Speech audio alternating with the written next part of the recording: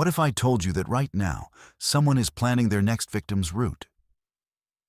That broken down car on the shoulder might not be an accident. That helpful stranger at the gas station might know more about you than they should. I'm about to share 11 road trip encounters where travelers barely made it home alive. If you're driving alone tonight, you might want to pull over for this one. Like this video if you've ever felt something was off during a road trip, and subscribe to Verified Fears, because these stories will change how you see every mile marker, rest stop, and rearview mirror reflection. My name is Lilyana, and I need to tell you about something that happened to me 3 years ago. I still can't drive past mile marker 47 on I-80 without my hands shaking on the steering wheel. I was 24, fresh out of college with my psychology degree, driving from Ohio to Portland to start my dream job at a crisis intervention center. Ironic, considering I almost became a crisis myself. It was late July, one of those scorching Nevada afternoons where the asphalt shimmers like water and the sun feels like it's pressing down on your skull. I'd been driving for 6 hours straight, windows down because my ancient Honda's air conditioning had given up somewhere outside Reno. The radio was crackling with static, and I hadn't seen another car for maybe 30 minutes. That should have been my first warning. I was singing along to some pop song when my engine started making this grinding noise, like someone was dragging metal across concrete.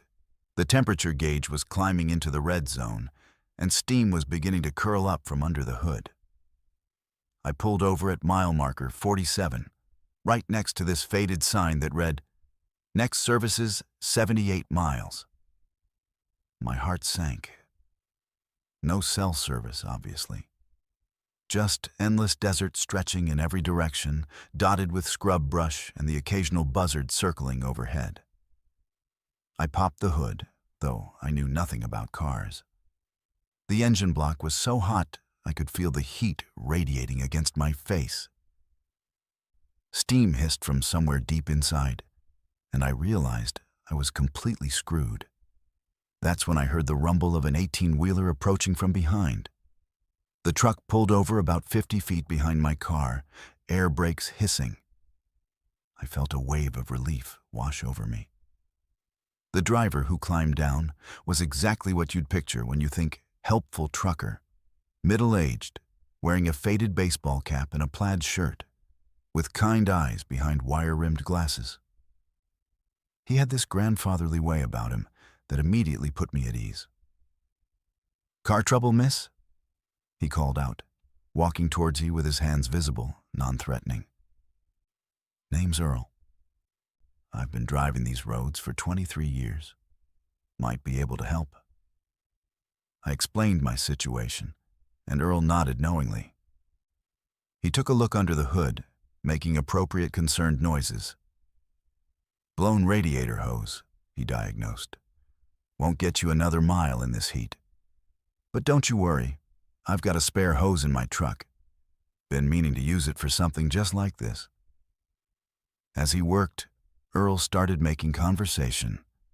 Friendly trucker small talk, or so I thought. "Portland, huh? Beautiful city. You ever been to Powell's Books? Massive place. Takes up a whole city block on Burnside Street." I was impressed. "Yeah, I've heard of it. I'm really looking forward to exploring the city." "Oh, you'll love the food scene too. There's this little Thai place called Pok Pok." Well, there was. Closed down a few years back, but the owner opened something new in the Pearl District. He paused, wiping his hands on a rag. "You mentioned you're starting a job? Psychology, wasn't it?" I froze. I hadn't mentioned my degree. I'd only told him I was moving to Portland for work. "How did you know that?" I asked, trying to keep my voice casual. Earl didn't look up from the engine. Must have mentioned it. Memory's not what it used to be. But there was something different in his tone now. Less grandfatherly, more calculating. He finished with the radiator hose and filled my system with water from a gallon jug. That should get you to the next town, little place called Fernley, about 60 miles up the road. There's a good mechanic there, Jerry's Auto. Tell him Earl sent you, he'll take good care of you. I thanked him profusely, but something was nagging at me. As I got back in my car, Earl walked back to his truck, but instead of getting in, he pulled out what looked like a CB radio and started speaking into it in low tones. I couldn't make out the words, but I heard him say, "Mile marker 47 inches," and something that sounded like "college girl, psychology major, Honda Civic." My blood ran cold.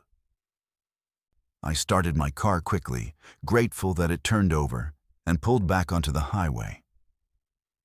In my rearview mirror, I watched Earl's truck follow suit, staying about a quarter mile behind me. Maybe it was just coincidence. Maybe we were heading in the same direction. But then I started thinking about our conversation. How had he known about my degree? And those specific details about Portland Powell's books, the exact street address, the restaurant that had closed and reopened, that wasn't general knowledge. That was the kind of information you'd get from researching someone specific. 20 minutes down the road, I passed a green highway sign, Fernley, next 3 exits. But as I approached the first exit, I noticed Earl's truck was gaining on me, closing the distance. My phone still had no signal, and the sun was starting to set, painting the desert an ominous orange. I took the first Fernley exit, and sure enough, Earl's truck followed. The town was smaller than I'd expected, basically just a main street with a few businesses, most of them looking closed or abandoned. I spotted Jerry's Auto exactly where Earl had said it would be, but the place looked like it hadn't been open in years.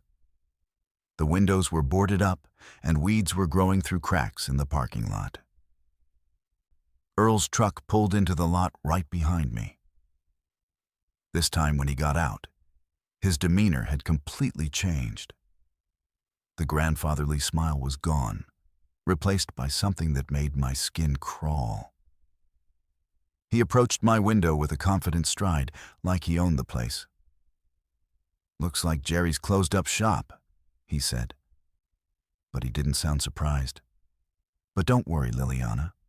I know somewhere else we can get you fixed up proper." He'd used my name. I had never told him my name. "How do you know my name?" I asked, my voice barely above a whisper. Earl's smile widened, and it wasn't friendly anymore. "Social media is a wonderful thing, isn't it? Amazing what people share online. Your Instagram's got some beautiful pictures from your graduation. Real proud family you got there. Your mom posted some nice shots of your car all packed up for the big move. License plate and everything." My hands were trembling on the steering wheel. "What do you want?"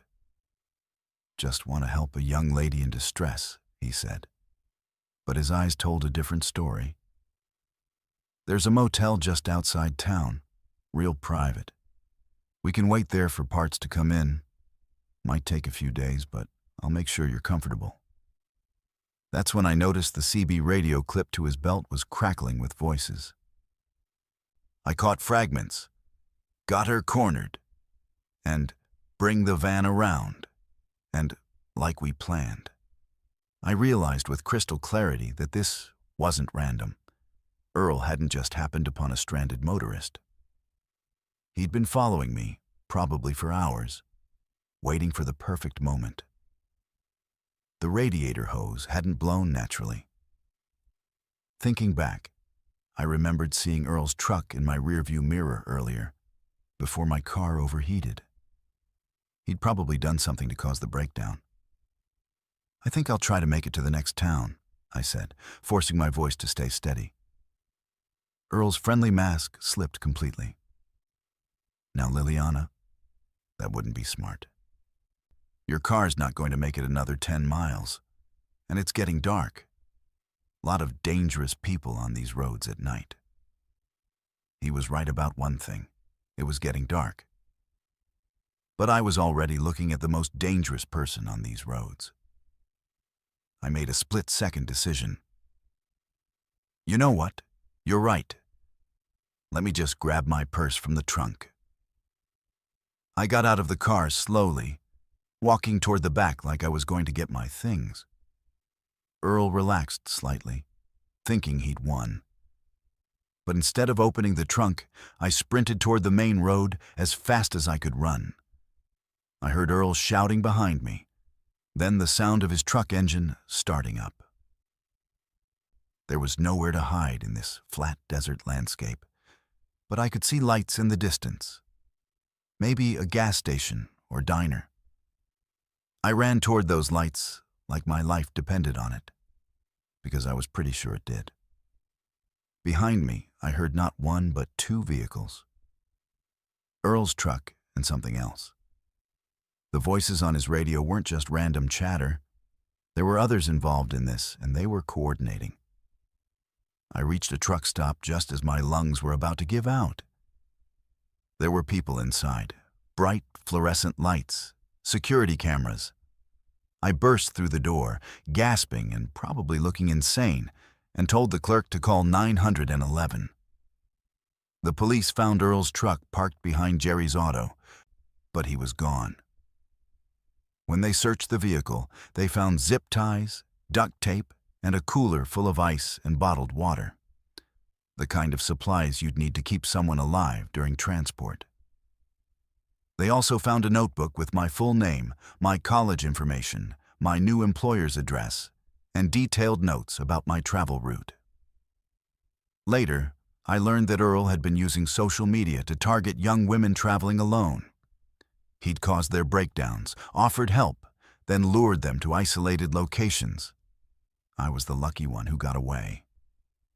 3 other women hadn't been so fortunate. I never did make it to Portland that week. I flew instead and had my car shipped. Even now, 3 years later, I still check my rearview mirror obsessively.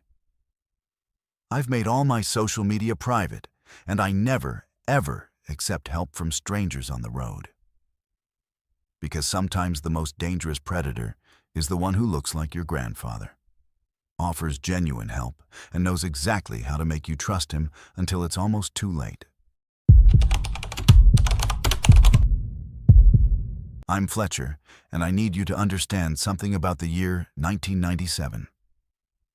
GPS wasn't a thing yet. We had paper maps, gas station directions, and pure dumb luck. What I'm about to tell you happened during what was supposed to be a romantic weekend getaway with my wife, Lilyana. We'd been married for 3 years, but things had gotten strained.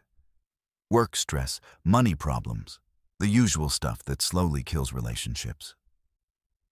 This trip was our last-ditch effort to reconnect. We'd booked a cabin in the Pocono Mountains for our anniversary weekend.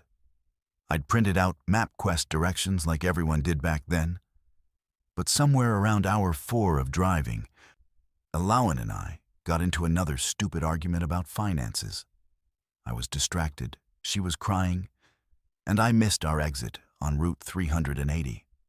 By the time I realized my mistake, we were deep in rural Pennsylvania, surrounded by rolling hills covered in dense forest that seemed to swallow the late afternoon light. "Just turn around at the next intersection," Lilyana said, wiping her eyes with a tissue.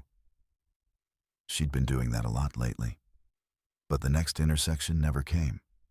The road just kept winding deeper into nowhere, with no shoulder to turn around on and trees pressing in on both sides like they were trying to close the gap behind us. The October fog was starting to roll in, thick and gray, reducing visibility to maybe 30 feet ahead. That's when I saw the sign. Blackwood Road, population 247. It wasn't on any map, but there was an arrow pointing left down what looked like a decent-sized road. I figured it had to connect to something, maybe loop back to the main highway. "Fletcher, this doesn't feel right," Lilyana said as I made the turn. "We should go back." but going back meant admitting I'd gotten us hopelessly lost on what was supposed to be a healing weekend. My pride made the decision for me. It's fine. Small town. Someone can give us directions. The fog got thicker as we drove down Blackwood Road. The asphalt was cracked and patched in places, like it hadn't seen maintenance in decades. We passed a few scattered houses, but they looked wrong somehow. The windows were too dark, the yards too empty. No cars in driveways, no lights on despite the approaching dusk.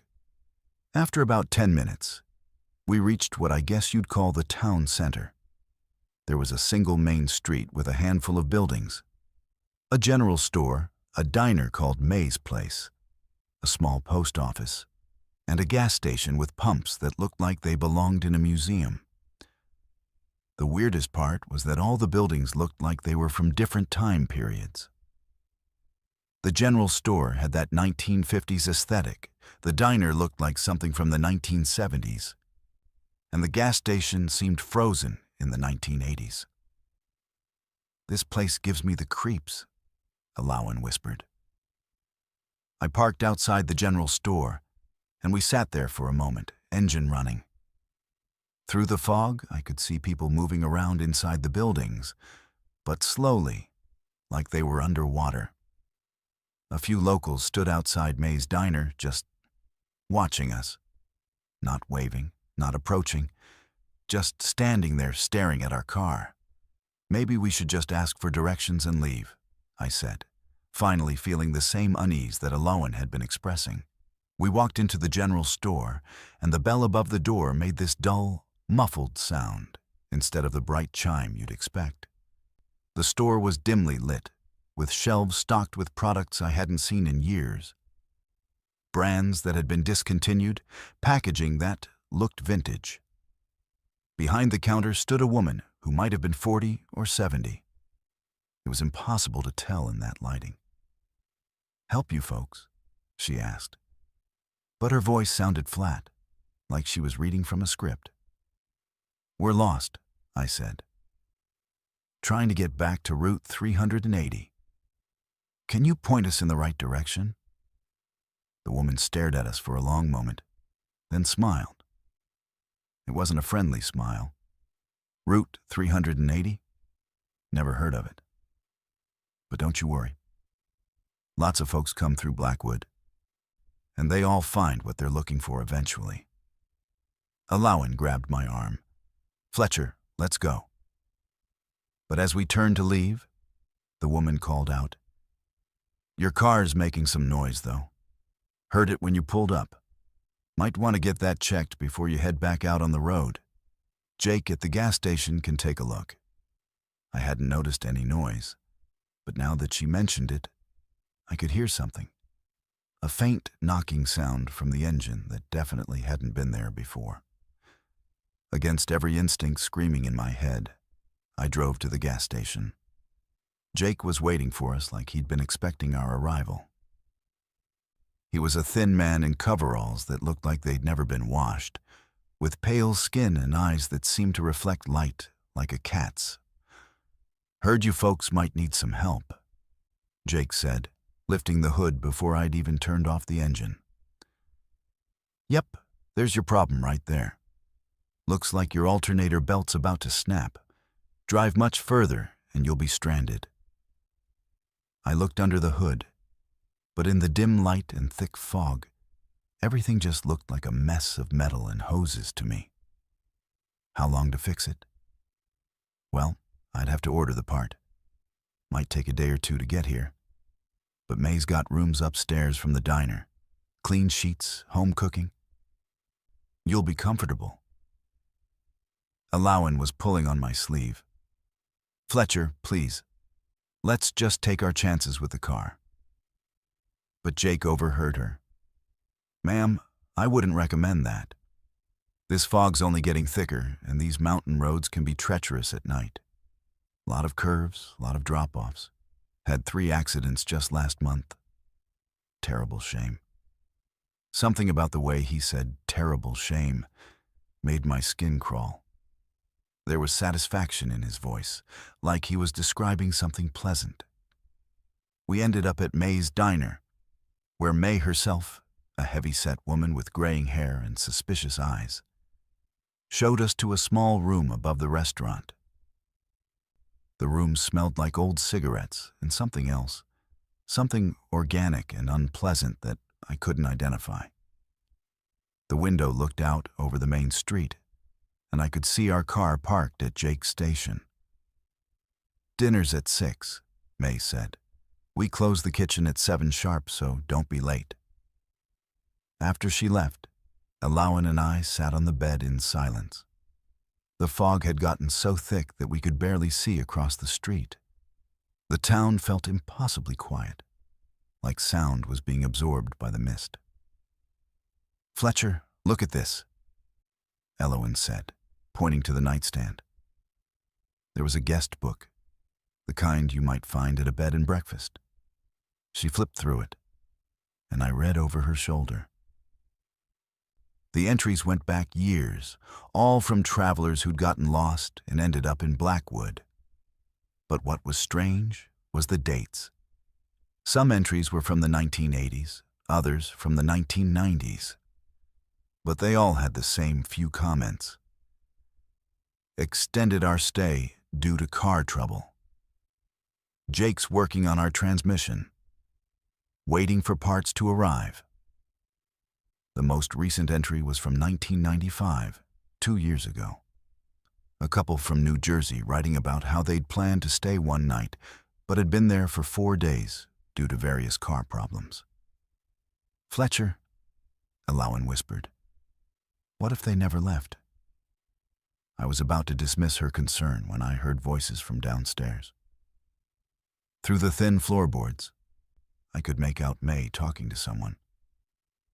"Another couple. Same as always. Jake's already started on their car. Should keep them here at least a week." My blood went cold. I gestured for Alawan to stay quiet, and we both pressed our ears to the floor. Getting low on supplies again.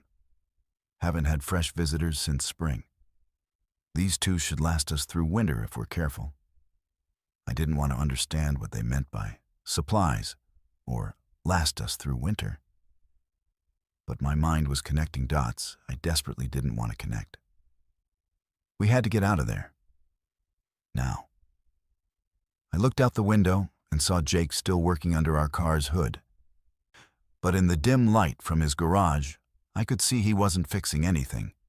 He was actively removing parts, disconnecting wires, ensuring our car would never start again. "Alawan, we need to leave. Right now." We grabbed our overnight bag and crept down the back stairs. The diner was empty, but I could hear voices in what sounded like a basement or cellar. Through a partially open door, I glimpsed stairs leading down into darkness, and the smell that had been bothering me upstairs was much stronger here. It was the smell of meat going bad. We slipped out the back door into the fog. The night was so thick I could barely see my own hands, but I knew we had to get to our car. If Jake had sabotaged it, maybe I could reconnect whatever he disconnected. But as we crept toward the gas station, flashlight beams started cutting through the fog behind us.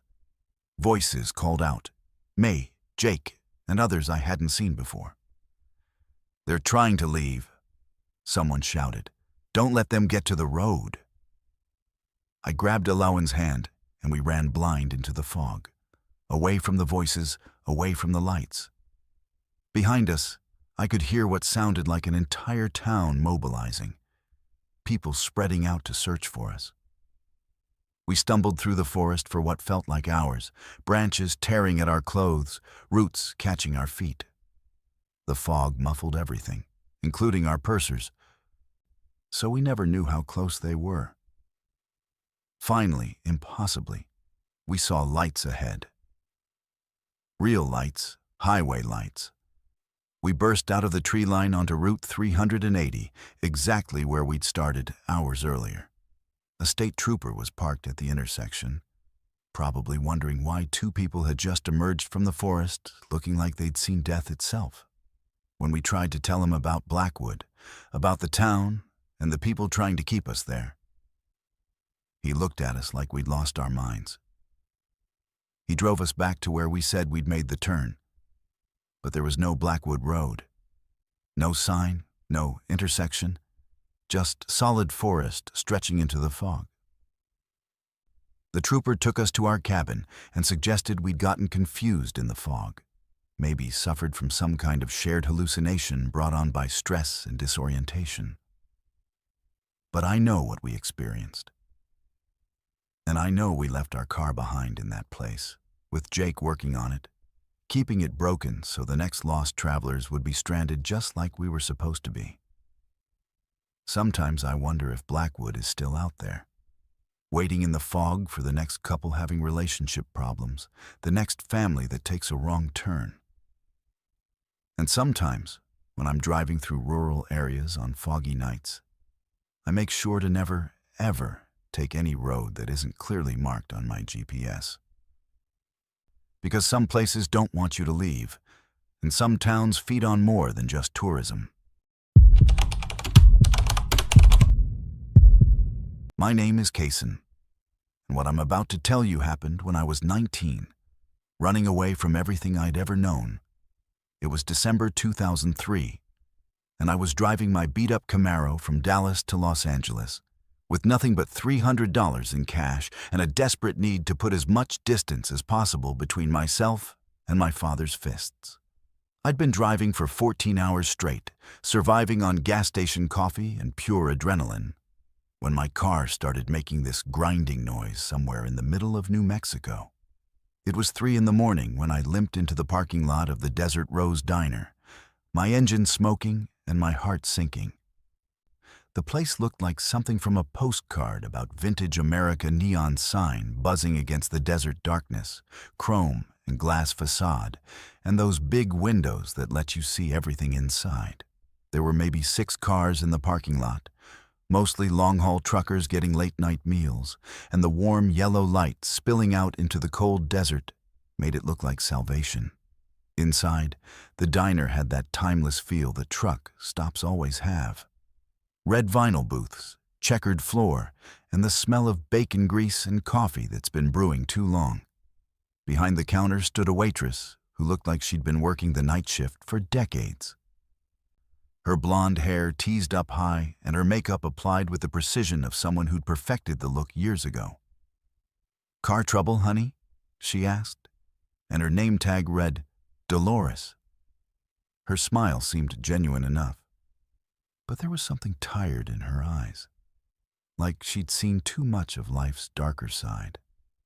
I explained my situation, and Dolores nodded sympathetically. "Bobby's our mechanic. He doesn't come in until 7, but he's real good with engines. You can wait it out here if you want.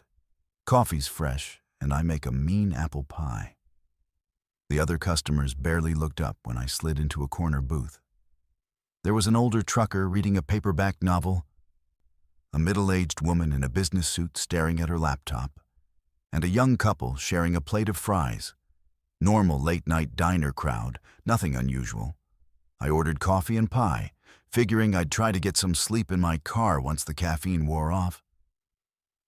But as the night wore on, things started feeling off in ways I couldn't quite pinpoint. For one thing, none of the other customers left. The trucker kept reading the same page over and over. The businesswoman's laptop screen never changed, like she was staring at a frozen image. The young couple whispered to each other, but I never heard actual words, just the soft murmur of voices that could have been saying anything or nothing. Around 4 a.m., Dolores started doing things that seemed normal on the surface, but felt wrong somehow. She cleaned tables that were already spotless, refilled coffee cups that weren't empty, and kept glancing at the clock like she was waiting for something specific to happen. When I asked for my check, she waved me off. "Don't worry about it, sugar. You're having a tough night. Coffee's on the house." That should have been a relief, but instead it made my skin crawl. Nobody gives away free food at a truck stop, especially not to broke teenagers who look like runaways. The weirdest part was the phone calls. Every 20 minutes or so, the phone behind the counter would ring, and Dolores would answer with the same phrase, "Desert Rose, we're open all night." But then she'd listen for a moment and say, "Not yet, still waiting." Always the same response, like she was giving status updates to someone. By 5 a.m., I was seriously considering sleeping in my broken-down car rather than staying inside the diner. That's when I noticed that two of the other customers, the businesswoman and the older trucker, had stopped moving entirely. Not sleeping, not resting, just sitting completely still, staring at nothing, like mannequins posed to look like they were having a late-night meal. I got up to use the restroom, partly to stretch my legs and partly to get a better look at the other customers as I walked past. The young couple was still whispering, but as I got closer, I realized they were repeating the same conversation over and over, like a loop. "Do you think we'll make it to Phoenix by morning?" "Sure we will, baby. Just a few more hours." "Do you think we'll make it to Phoenix by morning?" "Sure we will, baby. Just a few more hours." In the men's room, I splashed cold water on my face and tried to convince myself that I was just exhausted, that my mind was playing tricks on me.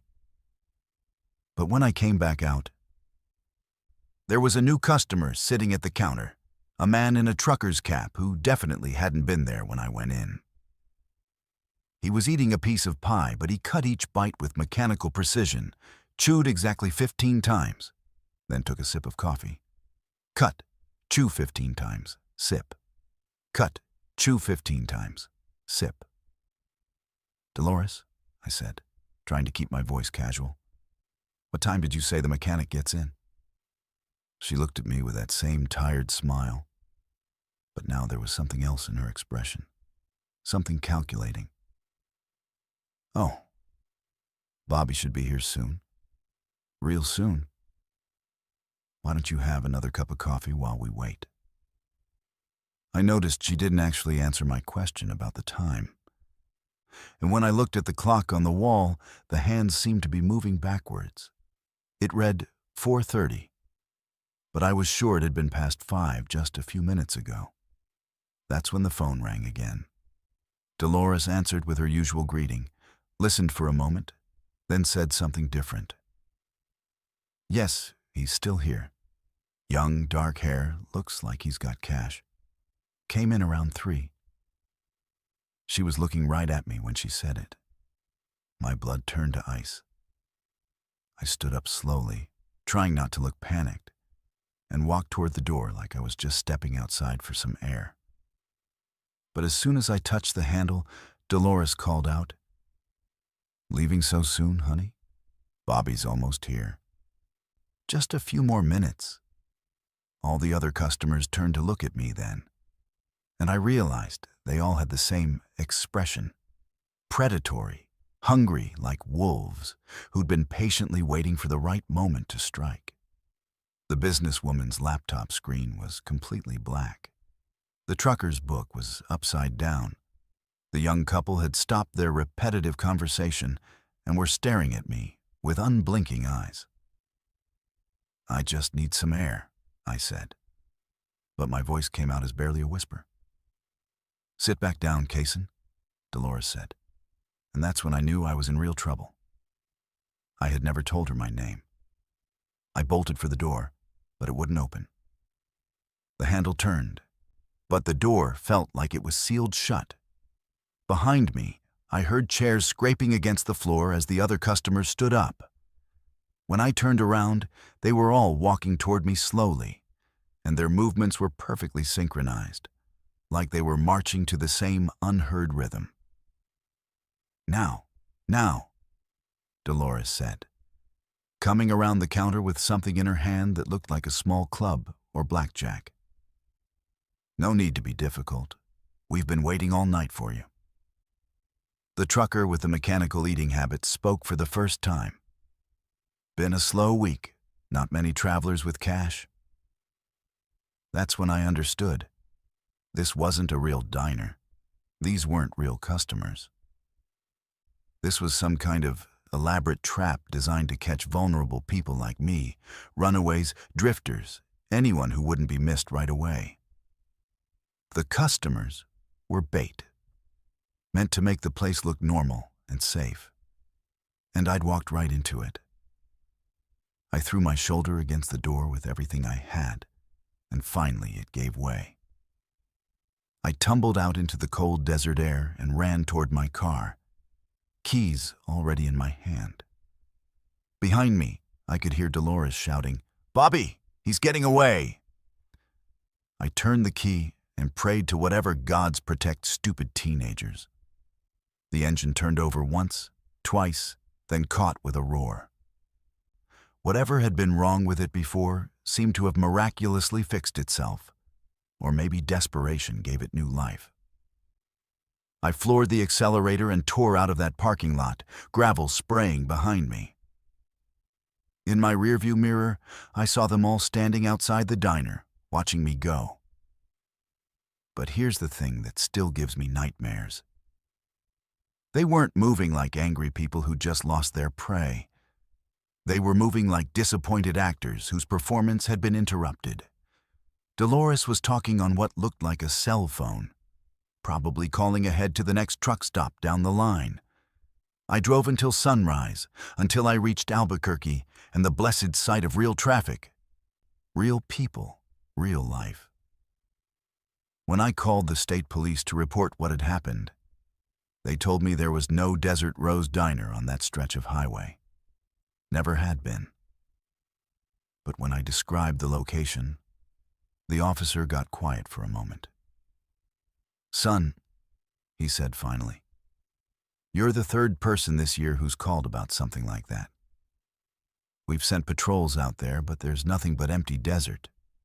Just be more careful about where you stop at night, okay? I made it to Los Angeles, started a new life, put myself through college. I'm 39 now, married with kids of my own. But I still won't stop at 24-hour diners in the middle of nowhere, especially ones that look too perfect, too welcoming, because sometimes the most dangerous predators are the ones who've learned to mimic safety so perfectly that you don't realize you're being hunted until it's almost too late. And sometimes, when I'm driving late at night through empty stretches of highway, I wonder how many other travelers have seen that neon sign buzzing in the darkness, felt that wave of relief at finding shelter, and walked through those glass doors never to be seen again. My name is Kalani, and I need to tell you about something that happened when I was 16. Something that still makes me check every door lock in my house before I go to bed. It was January 2001, and my family was driving back from my great-aunt's funeral in Pittsburgh. The whole trip had been tense. My parents had been arguing about money again, my little brother wouldn't stop kicking the back of my seat, and everyone was emotionally drained from 3 days of family drama and grief. We were somewhere in the mountains of West Virginia when the snow started falling. Not the gentle, pretty kind of snow you see in movies, but thick, aggressive flakes that immediately started accumulating on the windshield faster than the wipers could clear them. Dad was getting frustrated because traffic on the interstate had slowed to a crawl, and we still had 4 hours of driving ahead of us. "There's got to be a faster way through these mountains," he muttered, squinting at the road signs through the storm. Mom was navigating with one of those big road atlases, the kind that folded out across your entire lap, running her finger along various routes and shaking her head. "Marcus, just stay on the interstate," she said. "I know it's slow, but at least it's maintained." But Dad had already made up his mind. When he saw a sign for Route 32 that promised a more direct path through the mountains, he took the exit without another word. Mom sighed and started refolding the map, muttering under her breath about stubborn men and their shortcuts. At first, Route 32 seemed fine. It was a 2-lane highway that wound through pine forests heavy with snow, and there was barely any traffic. Dad was pleased with himself, driving maybe 10 miles over the speed limit despite the conditions. "See," he said, "we'll be home 2 hours early." But then the road started climbing into the mountains proper, and the curves became sharper, the grades steeper. The snow was falling harder now, and the road didn't seem to have been plowed recently. Our headlights carved out a small cone of visibility in the white darkness, and beyond that, there was nothing but the suggestion of steep drops and dense forest. That's when we saw the sign, "Unmarked road, local traffic only." But by then, Dad was committed to a shortcut, and turning around on those narrow mountain curves would have been more dangerous than continuing forward. So we kept going, deeper into the mountains, deeper into the storm. After maybe 30 minutes of driving through increasingly treacherous conditions, we came around a sharp curve and saw a house. It was the first sign of human habitation we'd encountered since leaving Route 32, sitting about 50 yards off the road in a small clearing. The house looked old but well-maintained, with warm yellow light glowing in the windows and smoke rising from the chimney. Most importantly, there was a driveway that had been recently plowed. "Thank God," Mom said. "We can ask for directions." Dad pulled into the driveway, and we all sat there for a moment, engine running, windshield wipers fighting the snow. The house had that cozy, inviting look that you associate with mountain cabins and friendly locals who help stranded travelers. There was even a wooden sign by the front door that read, "The Hendersons, Visitors Welcome." "I'll go ask," Dad said. But Mom put her hand on his arm. "We'll all go.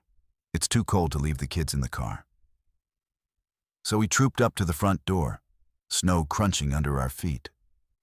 The porch light was on, and I could hear what sounded like a television or radio playing softly inside. Dad knocked, and we waited. No one answered. He knocked again, louder this time. "Hello? We're lost and could use some directions." Still nothing.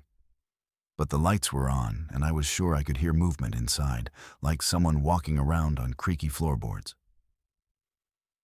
"Maybe they can't hear us over the storm," Mom suggested. Dad tried the door handle, and to our surprise, it turned. The door swung open, and warm air rushed out to meet us, carrying the smell of wood smoke and something else. Something that made me wrinkle my nose. "Hello," Dad called into the house. "Is anyone home? We're stranded travelers." The interior of the house was dimly lit, furnished with older furniture that looked comfortable but worn. There was a fire crackling in the fireplace, and a half-eaten meal sat on the kitchen table. 2 place settings. Food still warm, like whoever lived there had just stepped out for a moment. But here's what made my skin crawl. Everything in the house looked normal except for the photographs. There were family pictures on the mantel and side tables, but in every single photo, the faces had been carefully cut out with scissors or a knife. Neat, precise circles where people's faces should have been, leaving only the suggestion of bodies in family poses. "This is weird," my little brother Tommy whispered. And for once, I agreed with him completely. Mom was looking at the meal on the table. "This food is still hot. Where did they go?" That's when we heard it. A car engine starting up somewhere behind the house. Dad walked to the back window and peered out into the darkness. "There's a barn back there," he said. Looks like someone's leaving. But instead of driving away, the vehicle, it sounded like a truck, drove around to the front of the house. We heard it pull into the driveway behind our car, blocking us in. Maybe that's the owners coming back, Mom said. But her voice had gotten smaller, less certain. Through the front window, I could see headlights illuminating our car. But the truck just sat there, engine running, like whoever was inside was watching the house. Waiting. Dad opened the front door and called out, "Hello, we're inside your house. Hope that's okay. We're lost in the storm." The truck's engine shut off, but no one got out. The headlights stayed on, shining directly through the front windows of the house, making it impossible to see who was inside the vehicle. "This doesn't feel right," I whispered to Mom. She nodded, pulling Tommy closer to her. "Marcus, I think we should go." But when Dad tried to walk out to the truck, the engine started up again, and the vehicle backed up slightly, like whoever was driving didn't want to be approached. The headlights stayed fixed on the house and on us. That's when Tommy, being 8 years old and curious about everything, wandered into what looked like the house's main bedroom. A few seconds later, he screamed. We all rushed to see what was wrong, and what we found made my stomach drop into my shoes. The bedroom looked like a tornado had torn through it. The mattress was off the bed and propped against the wall, stained with something dark. Clothes were scattered everywhere, drawers pulled out and overturned. But worst of all, there were long scratches in the wooden walls, like someone had clawed at them desperately, trying to escape. On the nightstand, there was a car registration form. I could see enough of it to make out the names. A middle-aged couple from Ohio who had apparently been traveling through the area just like us. "We need to leave," Mom said, her voice tight with fear. "Right now?" But when we went back to the front door, the truck had moved again, parking directly behind our car. There was no way we could back out of the driveway without hitting it. Dad grabbed a flashlight from our emergency kit and walked toward the truck, calling out, "Look, we don't want any trouble. We're just lost, and we'll be on our way." The truck's high beams suddenly flicked on, blinding him. In that harsh white light, I could barely make out 2 figures in the front seat, but I couldn't see their faces. They just sat there, watching. "Dad, come back inside," I called out, surprised by how scared I sounded. That's when we heard the sound that still haunts my nightmares. A low, mechanical grinding noise coming from somewhere behind the house. It sounded like heavy machinery starting up, like a wood chipper or some kind of industrial equipment. Mom grabbed the house phone to call 911, but the line was dead. No dial tone, nothing. "There's got to be a back door," she said, and we searched frantically until we found it. But when Dad opened it, we could see the barn behind the house. And that's where the grinding noise was coming from. Bright work lights illuminated the interior, and I could see the silhouette of someone operating what looked like large machinery. The grinding noise stopped abruptly, and whoever was in the barn started walking toward the house. "Upstairs," Dad whispered. Now, we crept up to the second floor and found a bedroom with windows overlooking the front yard. From there, we could see our car trapped in the driveway, the truck blocking our escape, and now a third figure walking around the side of the house carrying what looked like tools. They were surrounding us. That's when Dad made a decision that probably saved our lives. "We're going out of the window," he said. "There's a roof over the porch. We can climb down." It was terrifying. Climbing out a second-story window in a snowstorm while unknown people moved around the house below us. But one by one, we made it down to the porch roof, then dropped into the snow beside the house. We couldn't get to our car, so we started walking back toward the road. staying in the tree line where the snow would muffle our footsteps. Behind us, I could hear voices calling out, flashlight beams sweeping the yard. It took us 3 hours of walking through the storm before we reached a state police station. When we told them what had happened, they immediately sent officers to the house. But by the time they arrived, the place was empty. No truck, no people, no evidence of the machinery we'd heard in the barn. But they did find the registration papers for that couple from Ohio. And when they ran the names, they discovered that the couple had been reported missing 3 weeks earlier while traveling through West Virginia. They never found them. We never did learn what exactly was happening at that house or who those people were. The police investigation went nowhere, and eventually it was filed away as an unsolved case. But I know what we experienced, and I know how close we came to becoming another missing family that vanished on a mountain road during a snowstorm. I'm 28 now, and I have a family of my own.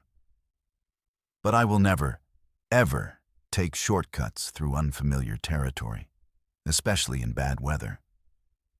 And I teach my children that just because a house looks welcoming, just because the lights are on and there's smoke in the chimney, doesn't mean the people inside have good intentions.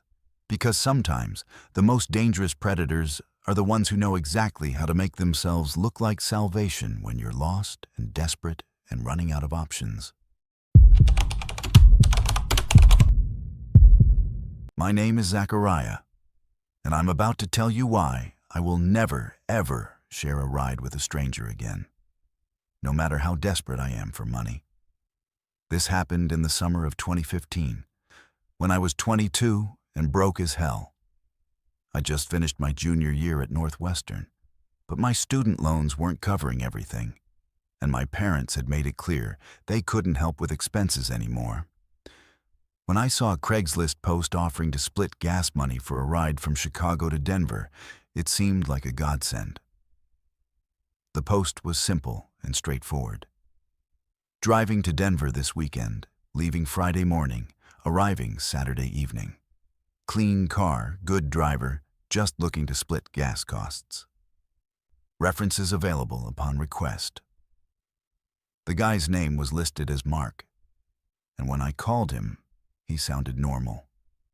Maybe mid-30s, polite, asked reasonable questions about my schedule and confirmed I was serious about sharing expenses. We agreed to meet at a Starbucks near campus, and he'd pick me up from there. Mark showed up exactly on time, driving a clean Honda Accord that looked maybe 3 years old. He was average height, brown hair starting to thin on top, wearing khakis and a polo shirt like he worked in an office somewhere. The kind of person you'd sit next to on a plane and forget about 5 minutes later. His car was immaculate inside. No fast food wrappers, no personal items scattered around. Even the floor mats looked like they'd been vacuumed that morning. "You must be Zachariah," he said with a friendly smile. "Ready for a road trip?" For the first 2 hours, everything was perfectly normal. Mark was a good driver, stayed within the speed limit, used his turn signals religiously. We made small talk about college, jobs, the weather. He told me he worked in insurance and was visiting his sister in Denver for her birthday. I told him about my summer internship plans and how I needed to get back to school with enough money to survive the semester. But somewhere around hour 3, when we were deep into Iowa farmland with nothing but cornfields stretching to the horizon, Mark started making comments that set off alarm bells in my head. "You know what's interesting about long drives like this?" he said, adjusting his rearview mirror slightly. "You get to really observe people's behavior patterns. Like, I've been watching this blue sedan behind us for the last 50 miles. Same driver, same distance, never passing, never falling behind. Makes you wonder what they're thinking about." I turned to look, and there was indeed a blue sedan, maybe a quarter mile back. But it was an interstate highway, Of course, there were other cars traveling in the same direction at roughly the same speed. Probably just coincidence, I said. Mark nodded thoughtfully. Probably. But I've done this drive maybe 15 times in the past year, and you start to notice patterns. Same rest stops where certain types of people congregate. Same stretches of road where cars break down. Same places where people disappear. The way he said disappear made my skin crawl. There was something almost wistful about it, like he was remembering something pleasant. Disappear? I asked, trying to keep my voice casual. Oh, you know how it is, Mark said, glancing at me in a way that lasted just a beat too long. College kids hitchhiking, people carpooling with strangers they met online. Sometimes they just never make it to their destination. Families file missing person reports, but on a route this long, with this many small towns and empty spaces, well, a person could vanish pretty easily if someone wanted them to. I was starting to feel genuinely uncomfortable. That's pretty dark, man. Mark laughed, but it didn't sound natural. Sorry, occupational hazard. I deal with insurance claims all day, including life insurance. You see the statistics on highway disappearances, and it makes you think. Did you know that over 600,000 people go missing in the U.S. every year? Most are found within 48 hours, but thousands just vanish forever. He reached into his console and pulled out a small notebook, flipping through it while steering with one hand. I caught glimpses of handwritten entries, dates, locations, what looked like physical descriptions. What's that? I asked. Just notes from my drives, he said. I like to keep track of interesting encounters, you know? People I've given rides to, conversations we've had. Memory isn't what it used to be. He found the page he was looking for and glanced at it, then at me. Let's see. Zachariah, 22, Northwestern student, brown hair, about 5'10", traveling alone, told his roommate he'd be in Denver by Saturday night. He looked up at me with that same too long stare. Did I get that right? I had never told him those details. Definitely not about what I'd told my roommate, and I was pretty sure I hadn't mentioned my height. How do you know all that? I asked, my voice coming out smaller than I intended. Mark smiled, and for the first time, it looked genuinely pleased. Social media is amazing, isn't it? Amazing how much people share online. Your Facebook profile is pretty detailed, Zachariah. Lots of photos with friends, information about your school, your internship plans. Even found some pictures from your high school graduation. Your parents looked so proud. My blood turned to ice. I had never given Mark my last name, which meant he couldn't have found my Facebook profile unless he'd been researching me beforehand. Which meant this wasn't a random carpool arrangement. I think I want to get out at the next rest stop, I said, trying to sound casual but probably failing completely. Oh, we're not stopping for a while yet, Mark said. I like to make good time. Besides, we're having such a nice conversation. Tell me, Zachariah, have you ever wondered what it would be like to just disappear? To have everyone you know spend the rest of their lives wondering what happened to you. I looked at my phone and saw that I had no signal. We were in one of those dead zones that exist all over rural Iowa, miles from the nearest cell tower. Even if I could call for help, we were surrounded by empty farmland with nowhere to run. Mark reached into his door pocket and pulled out what looked like zip ties.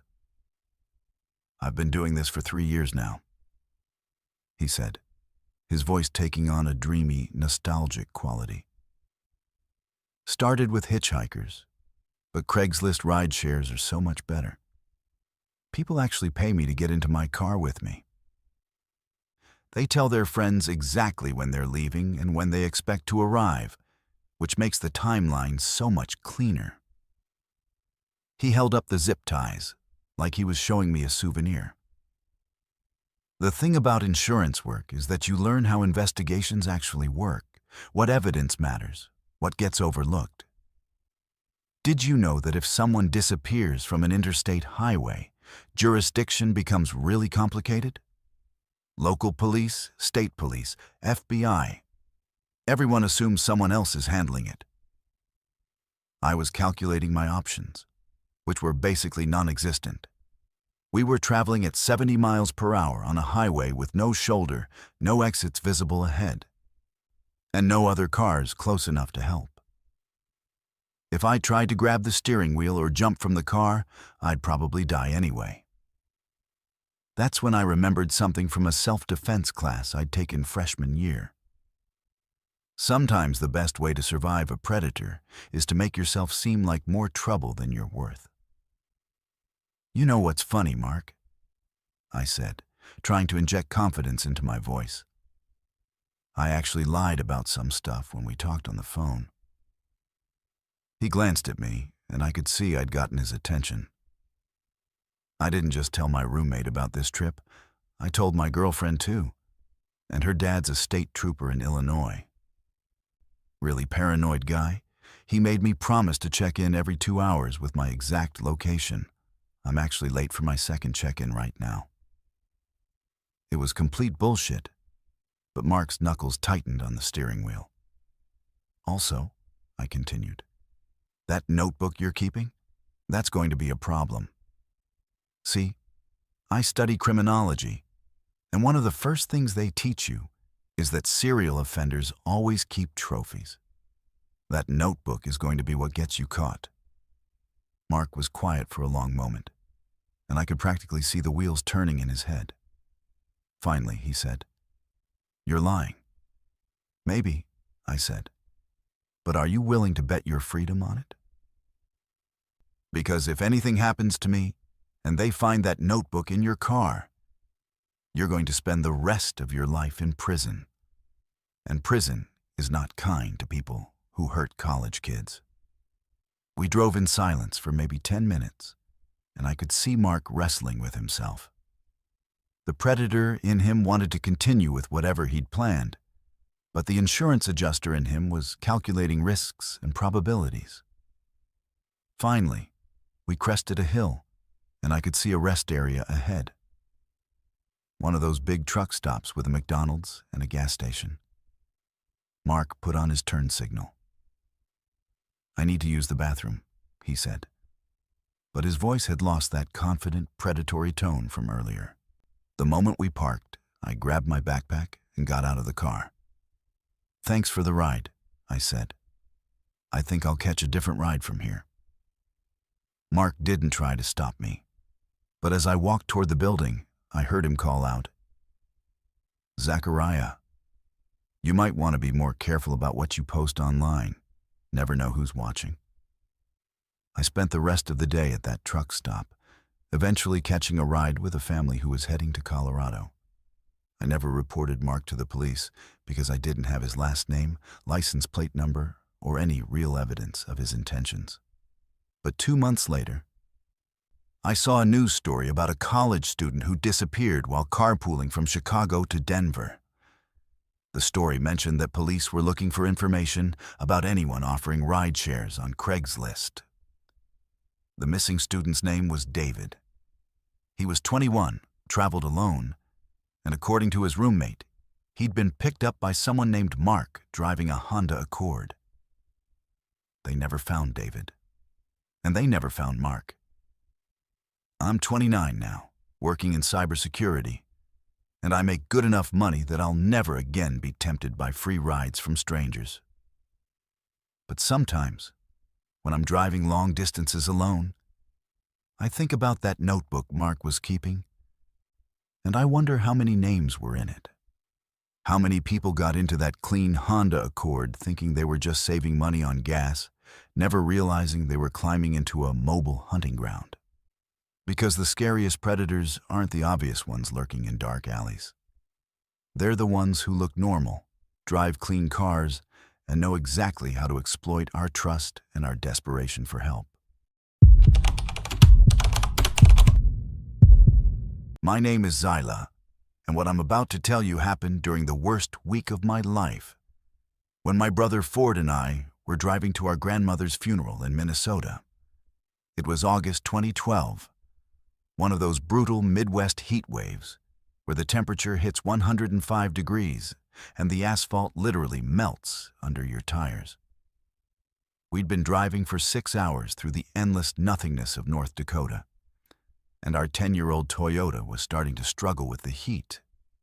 Ford was 24 then, 3 years older than me, and he'd always been the responsible one. When our grandmother passed unexpectedly, he'd immediately taken charge of the travel arrangements, the time off work, all the practical details I couldn't handle while I was grieving. We'd been close to our grandmother. She'd basically raised us after our parents died in a car accident when I was 12. Now she was gone too, and Ford and I were officially alone in the world. We were somewhere between Bismarck and Minot, in a stretch of highway that seemed to go on forever through rolling prairie land. When the temperature gauge on our dashboard started climbing into the red zone, Ford had been watching it nervously for the past 30 miles, and when steam started rising from under the hood, he pulled over onto the gravel shoulder. "Shit," he said, popping the hood release. "I think we blew the radiator." Outside, the heat hit us like a physical force. The sun was directly overhead, blazing down from a cloudless sky that stretched endlessly in every direction.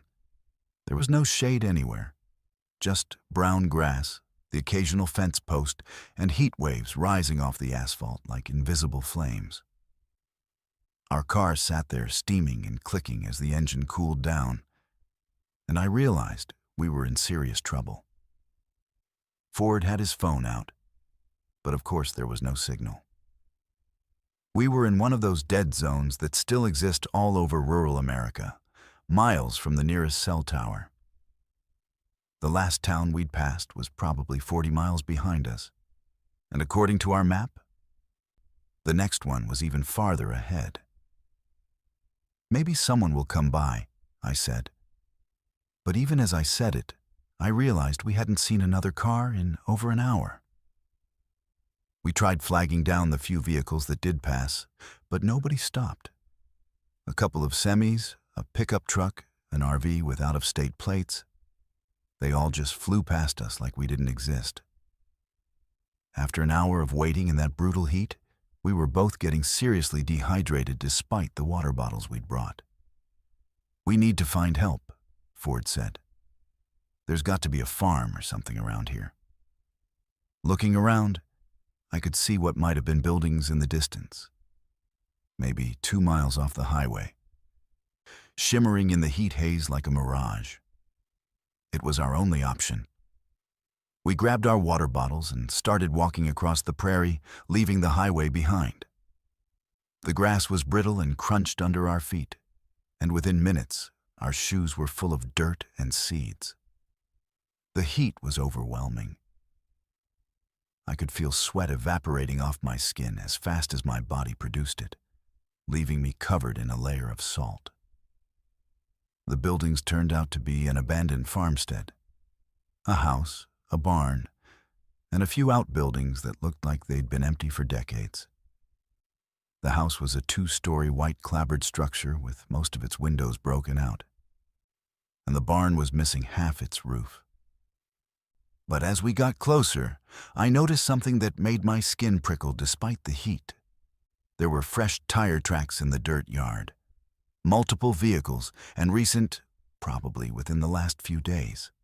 Someone had been here recently, despite the fact that the place looked completely abandoned. "Ford, look at this," I said, pointing to the tracks. He knelt down and touched the dirt. "These are fresh, like really fresh. Maybe from this morning." We approached the house cautiously. The front door was hanging off its hinges, but someone had recently cleared a path through the debris. Inside, the house was a disaster, broken furniture, water damage, years of neglect. But in the kitchen, sitting on a table that should have been covered in dust and debris, were 3 empty beer bottles and a bag of gas station snacks. The bottles were still cold. "Someone's been using this place," Ford said, and his voice had gotten quiet and tense. That's when we heard the sound of engines in the distance, multiple vehicles getting closer. We looked out through a broken window and saw dust clouds on the horizon, heading straight for the farmstead. 3 vehicles, 2 pickup trucks, and what looked like an ATV, all moving fast across the prairie. "Maybe they can help us," I said, but Ford grabbed my arm. "Zyla, look around this place. Look at those tire tracks. People don't just hang out at abandoned farms in the middle of nowhere unless they're doing something they don't want others to see." I realized he was right. This wasn't a place where good Samaritans gathered to help stranded travelers. This was a place where people came to do things they couldn't do in town, where no one would hear screams or ask questions. We ran toward the barn, looking for somewhere to hide. The structure was falling apart, but there was an old grain silo attached to the back that still had most of its walls intact. We squeezed inside just as the first truck pulled into the yard. Through gaps in the corrugated metal walls, we could see 3 men getting out of the vehicles. They were all wearing camouflage clothing and carrying what looked like hunting rifles. But they moved with the purposeful coordination of people who knew exactly what they were doing and had done it before. One of them, a heavy-set man with a gray beard, was talking on a handheld radio. "Yeah, we saw them walking across from the highway. Young couple, broke-down car. Should be here somewhere." My blood turned to ice.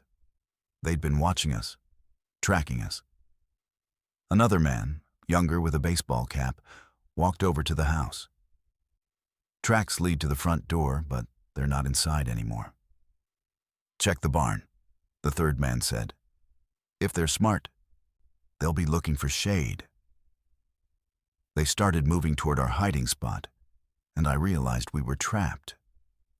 The silo had only one entrance, and they were between us and any possible escape route. Ford put his finger to his lips, and we pressed ourselves against the metal wall, trying to become invisible. The footsteps got closer, and I could hear them talking in low voices. "Boss said to keep this clean," one of them said. "Make it look like heat exposure. Happens all the time out here." "What about their car?" another asked. "Already handled. Bobby's towing it to the chop shop. By tomorrow, it'll be parts in 3 different states." I felt Ford tense up next to me.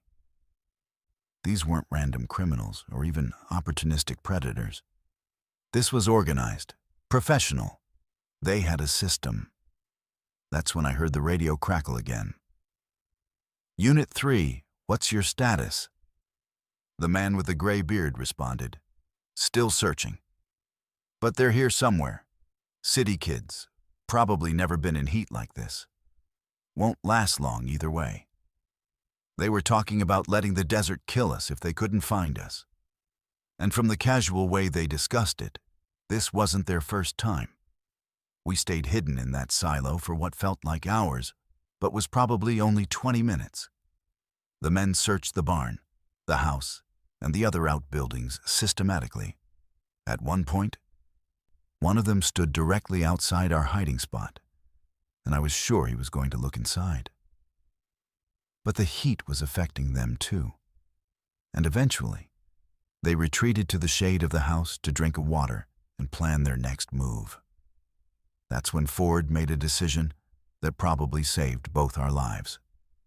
He pulled out a small pocket knife and started working on the corrugated metal wall of the silo, loosening screws that had been rusted nearly through.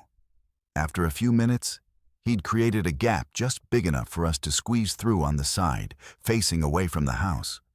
We crawled out into the blazing sun and immediately started moving away from the farmstead. staying low and using whatever cover we could find. The prairie that had seemed completely flat from the road actually had small rises and depressions that could hide us if we were careful. Behind us, we could hear the men getting more frustrated and aggressive. Their radios were crackling constantly now, and I heard mention of expanding the search grid and bringing in the dogs. They had dogs. We walked for what must have been 3 hours, paralleling the highway, but staying far enough away that we wouldn't be visible from the road. The heat was killing us. I was getting dizzy and Ford was stumbling. But we knew that stopping meant dying, either from exposure or from whatever those men had planned for us. Finally, impossibly, we saw buildings in the distance. Real buildings, with power lines and cell towers. Of actual town, not an abandoned trap. When we staggered into the sheriff's office in Minot, we must have looked like we'd crawled out of hell. The deputy who took our statement said they'd been tracking a group that preyed on stranded travelers, but could never get enough evidence to make arrests. They watch the highways, he explained. When someone breaks down in a remote area, they move in fast. Sometimes they cause the breakdowns themselves. Sugar in gas tanks, punctured radiator hoses. People just disappear, and we find their cars stripped and abandoned weeks later. Our car was never recovered, and when the police went back to check the abandoned farmstead, they found evidence of recent activity, but no trace of the men who'd been hunting us. I'm 29 now, and Ford and I are closer than ever. We both live in cities now, places where help is never more than a phone call away. But sometimes, when I'm driving through rural areas and I see broken down cars on the side of the road, I wonder if the people inside know they're being watched. If someone is already coordinating a response, already planning to be the helpful stranger who offers assistance. Because the most terrifying predators are the ones who know that our first instinct when we're in trouble is to trust anyone who offers help. They understand that desperation makes us vulnerable, and they're patient enough to wait for the perfect moment when we have no other choice but to accept their kindness. And in places where the nearest help is 50 miles away and cell phones don't work, they know they have all the time in the world to do whatever they want with the people who trust them. My name is Soren, and after 20 years of driving 18-wheelers across this country, I thought I'd seen everything the road could throw at me. Drug runners, lot lizards, hijackers, every kind of scam and con game that exists in truck stop culture. But what happened to me on Highway 50 in Utah during the blizzard of February 2009 still makes me check my passenger seat 3 times before I'll pick up anyone, no matter how desperate they look. I'd been driving the loneliest road in America for most of my career. Highway 50 through Nevada and Utah, the route they call the loneliest road, because there's literally nothing but desert and mountains for hundreds of miles.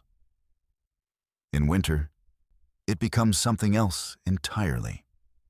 A frozen hell where visibility drops to 0 and the wind chill can kill you in minutes. That particular February night, I was hauling electronics from Reno to Salt Lake City when the weather turned nasty fast. The blizzard hit around 10 p.m., somewhere between Ely and Delta. 1 minute, I could see the road clearly. The next minute, I was driving blind through a wall of snow so thick my headlights couldn't penetrate more than 10 feet ahead. The wind was howling across the desert, like something alive and angry, rocking my 80,000-pound rig like it was a toy. I'd been through winter storms before, but this one felt different, more violent, more personal. I was creeping along at maybe 20 miles per hour, hazard lights flashing, when I saw a figure stumbling along the shoulder of the road. At first, I thought my eyes were playing tricks on me. What would anyone be doing walking on Highway 50 in a blizzard? But as I got closer, I could see it was definitely a person, moving erratically through the snow like they were having trouble staying upright. Basic human decency won out over trucker paranoia. I pulled over and hit the air brakes, then climbed down from the cab into the storm. The cold hit me like a physical blow. The temperature had to be well below zero, and the wind was driving snow horizontally across the highway. "Hey!" I shouted over the storm. "You need help?" The figure turned toward me, and I saw it was a man, maybe 30 years old, wearing just a light jacket and jeans. No hat, no gloves, shoes that looked more suitable for a night out in Vegas than a winter storm in the Utah desert. He should have been showing signs of severe hypothermia, shivering, confusion, slurred speech. Instead, he walked toward my truck with steady, purposeful steps. "Thank God," he said, and his voice was perfectly clear, no chattering teeth or stammering from the cold. "I've been walking for hours. My car broke down about 10 miles back." Something felt off immediately. 10 miles in this storm would have been a death sentence for someone dressed like he was. Hell, 10 minutes outside without proper gear should have put him in serious medical distress. But he looked completely fine, just slightly out of breath, like he'd been jogging instead of fighting for his life in sub-zero conditions. "Get in the cab," I said, because whatever was wrong with this picture, I couldn't just leave someone out in that storm. "We need to get you warmed up." He climbed into the passenger seat of my Peterbilt with surprising agility for someone who'd supposedly been walking through a blizzard for hours. I cranked up the heat and offered him coffee from my thermos. But he waved it off. "I'm fine," he said. "Just grateful you stopped. Most people wouldn't." I got the truck moving again, struggling to keep it on the road in the whiteout conditions. My passenger sat quietly for a while, looking out at the storm, and I started to relax. Maybe he'd just been luckier than most, found some shelter, managed to stay warm enough to avoid hypothermia. That's when he started talking about the other drivers. "You know," he said conversationally, "I've been picked up by a lot of truckers on this route. Amazing how many people break down out here. There was this woman last month, driving a little Honda. Picked her up right around mile marker 127. Sweet lady, kindergarten teacher from Colorado." I glanced at him. "She okay? Get her car fixed?" He smiled, and something about that expression made my skin crawl. "Oh, she's fine now. Not going anywhere, but she's fine." The way he said "not going anywhere" sent warning bells off in my head. I've got pretty good instincts about people after 2 decades of picking up hitchhikers, and this guy was setting off every alarm I had. "Then there was the college kid," he continued, like he was reminiscing about old friends. "Zachariah, I think his name was. Real nervous type, kept looking over his shoulder like someone was following him. Turns out someone was..." My hands tightened on the steering wheel. The storm was getting worse, and I was starting to lose sight of the road completely. But I didn't want to stop with this guy in my cab. "You seem to know a lot about people who've gone missing on this route," I said, trying to keep my voice casual. He turned to look at me then, and in the dim light from the dashboard, his eyes looked different somehow. Reflective, like an animal's eyes in headlights. "Missing," he said. "Who said anything about missing? I know exactly where they all are." That's when I noticed that despite being in a heated cab for 20 minutes, there was no condensation from his breath. In air this cold, everyone's breath should be visible, but nothing was coming from his mouth when he spoke. "You're not cold at all, are you?" I asked. He laughed, and the sound was wrong. Too loud, lasting too long. "Cold doesn't really affect me anymore. Heat doesn't either. Weather's just weather when you've got all the time in the world." I was starting to panic. But I'm a professional driver, and panic gets you killed on roads like this. I kept my voice steady and said, all the time in the world for what? To get to know people. Really get to know them. Their fears, their regrets, what they sound like when they realize nobody's coming to help them. He reached into his jacket pocket and pulled out what looked like driver's licenses. A lot of them, held together with a rubber band like a deck of cards. Souvenirs, he said, flipping through them. Kindergarten teacher, college kid, insurance salesman, grandmother visiting her daughter. Amazing how many people travel this road alone. I could see enough of the licenses in the dashboard light to read some of the names, and my blood turned to ice. Sarah Martinez. I remembered that name from a missing person report that had been posted at truck stops along this route. David Chen, another missing person, last seen on Highway 50 in Nevada. You killed them, I said, and it wasn't a question. Killed? He seemed genuinely puzzled by the word. That's such a limited way to think about it. I prefer to think of it as collecting. These people were alone, afraid, desperate for help. I gave them exactly what they needed, someone to pay attention to them, to really see them, to be with them in their final moments. He held up one of the licenses, studying it fondly. This one was special. A trucker just like you. 23 years on the road, thought he'd seen everything.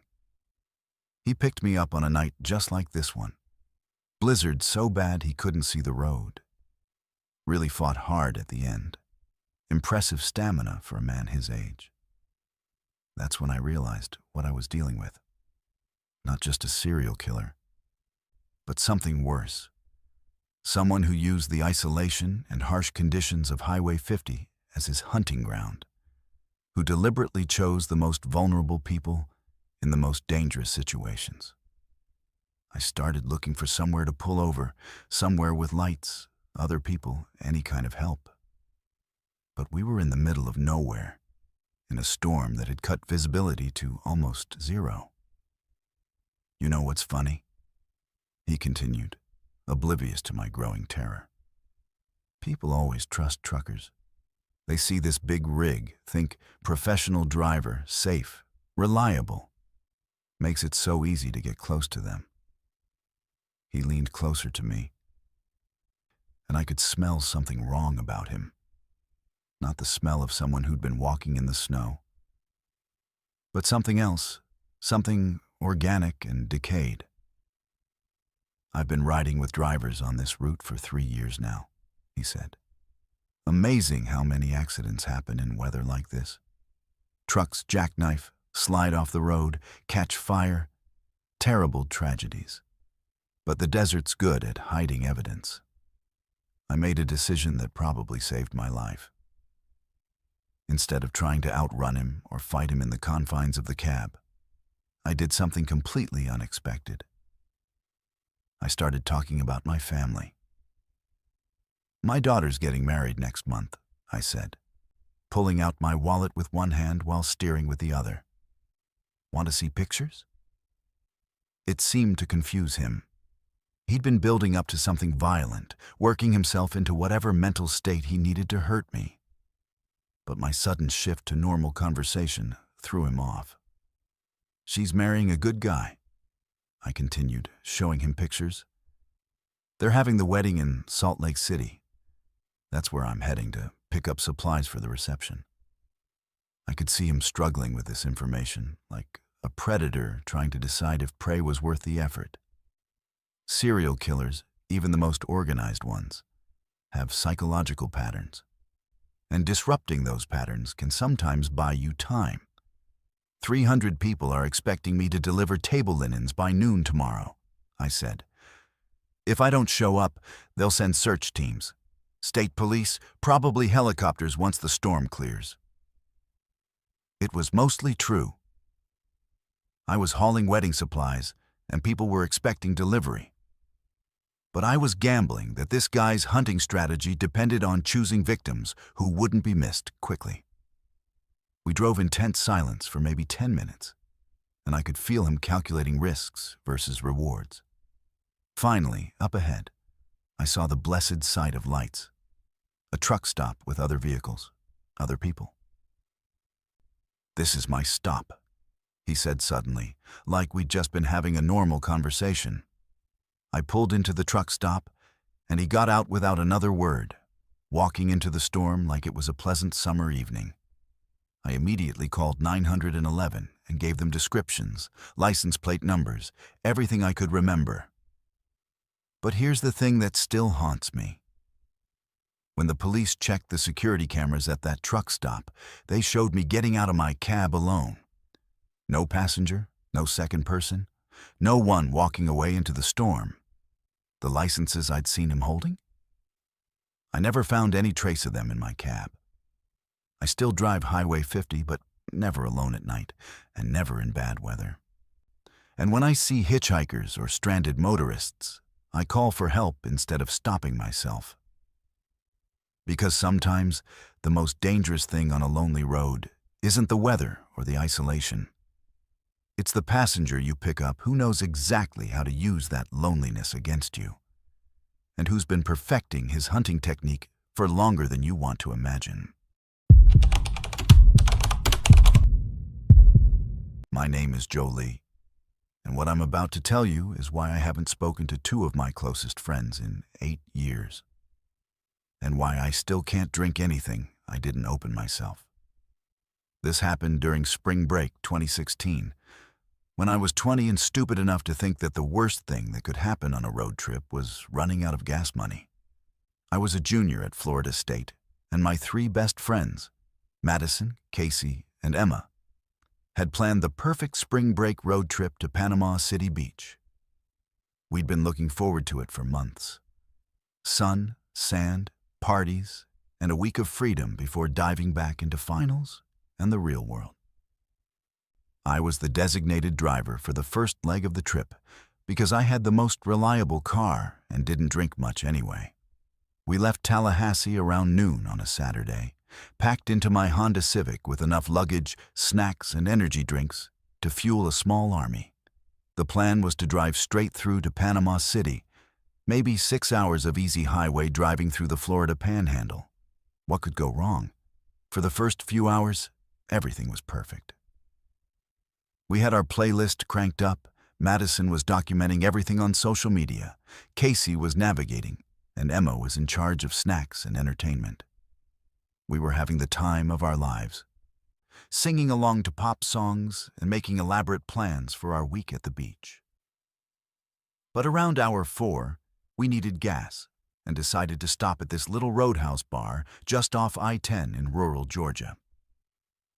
It wasn't the kind of place college girls usually frequented, more of a trucker and local crowd. But Casey insisted she needed to use the bathroom and stretch her legs. The bar was exactly what you'd expect. Dim lighting, country music, taxidermy animals on the walls, and a clientele that looked like they'd been there since the Carter administration. We got some stares when we walked in. 4 young women in spring break clothes definitely stood out in a place like that.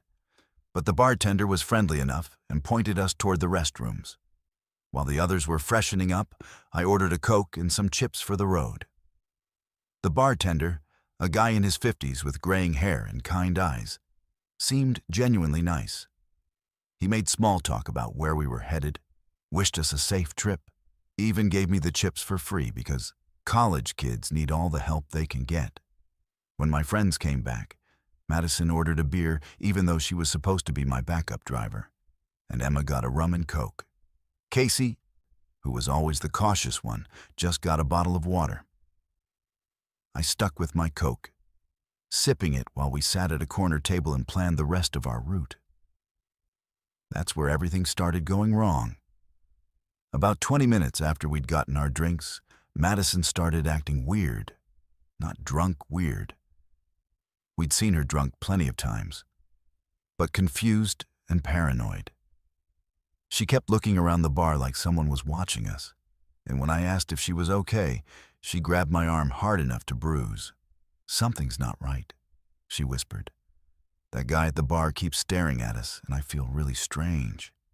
I looked over and saw a younger man, maybe late 20s, sitting alone and occasionally glancing in our direction. But it was a small bar. Everyone looked at everyone. It didn't seem particularly threatening. "You probably just need some food," I said. "Low blood sugar can make you paranoid." But then Emma started acting off too. She kept saying she felt dizzy and nauseous, which was weird because she'd only had one drink and was usually a heavyweight. Casey was fine, but she was getting increasingly worried about Madison and Emma. "We should go," Casey said. "Something's definitely wrong with them." I agreed, but when I tried to pay our tab, the bartender waved me off again. "Already taken care of," he said with that same friendly smile. "You girls drive safe now." We helped Madison and Emma to the car, and I figured they'd sleep it off on the drive to Panama City. But once we got back on the highway, things got much worse, much faster. Madison, who was sitting in the passenger seat, started having what I can only describe as a complete psychological breakdown. She was convinced that the car behind us was following us, that there were people in the back seat who weren't supposed to be there, that I was driving us somewhere dangerous instead of to the beach. "Turn around," she kept screaming. "This isn't the right way. You're taking us somewhere to hurt us." Emma wasn't much better. She was curled up in the back seat, alternating between sobbing and making these weird, repetitive movements with her hands, like she was trying to brush invisible insects off her skin. Casey and I exchanged terrified looks in the rearview mirror. Neither of us had ever seen our friends act like this, and we had no idea what was happening or what to do about it.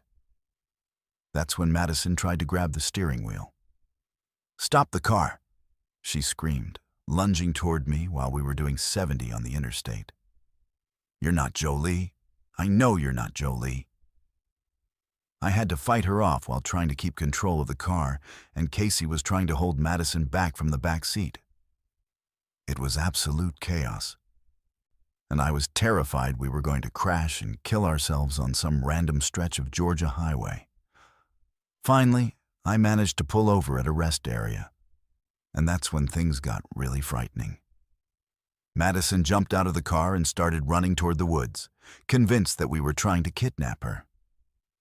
Emma was right behind her, but she was stumbling and falling, clearly not in control of her movements. Casey and I chased them down and managed to get them back to the car, but now Madison was actively violent. She was hitting and scratching anyone who came near her, screaming things that made no sense, completely detached from reality. "They put something in their drinks," Casey said, and suddenly everything clicked into place. Someone at that bar had drugged my friends. The friendly bartender, the free drinks, the guy who'd been watching us, it had all been planned. But the plan had gone wrong somehow, because we'd left before whoever had drugged them could follow through with whatever they'd intended to do. I called 911, and when the paramedics arrived, they immediately recognized the symptoms. Madison and Emma had been dosed with some kind of powerful hallucinogen, probably GHB mixed with something else. The EMTs said it was one of the worst cases they'd seen. Whoever had drugged them had used enough chemicals to seriously mess them up, possibly permanently. At the hospital, the doctors confirmed that both of them had been poisoned with a cocktail of drugs designed to make them compliant and disoriented.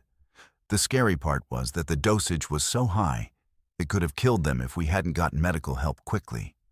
The police investigation went nowhere. When they went back to the bar, the bartender claimed he didn't remember us, and there were no security cameras. The other patrons all said they hadn't seen anything unusual. It was like our entire visit had been erased from everyone's memory except ours. But here's the part that still gives me nightmares. 3 days later, while Madison and Emma were still in the hospital, Casey and I drove back to that rest area where everything had gone to hell. We wanted to retrace our steps, see if we could find any evidence the police had missed. In the parking lot, we found Madison's phone. She dropped it during her paranoid episode, and it had been sitting there for days. When we checked the recent calls, we found something that made our blood run cold. Someone had been calling her phone every few hours since we'd left the bar, always from blocked numbers, always letting it ring just long enough to go to voicemail, but never leaving messages. Like someone was tracking the phone, trying to figure out where we'd gone.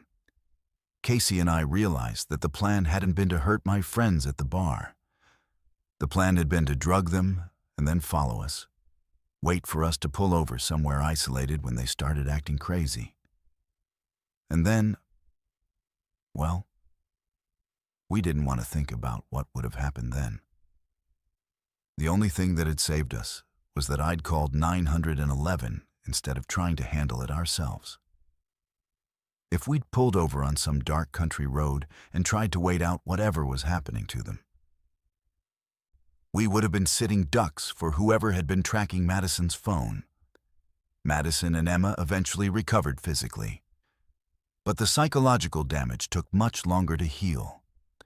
Madison developed severe anxiety and panic attacks. Emma couldn't be around strangers for months without having flashbacks. Our friendship never really recovered from that night. How do you maintain normal relationships with people who've seen you at your most vulnerable and terrified? I'm 28 now, working as a nurse practitioner, and I've seen enough drug-facilitated assault cases to know how common they are and how rarely the perpetrators get caught.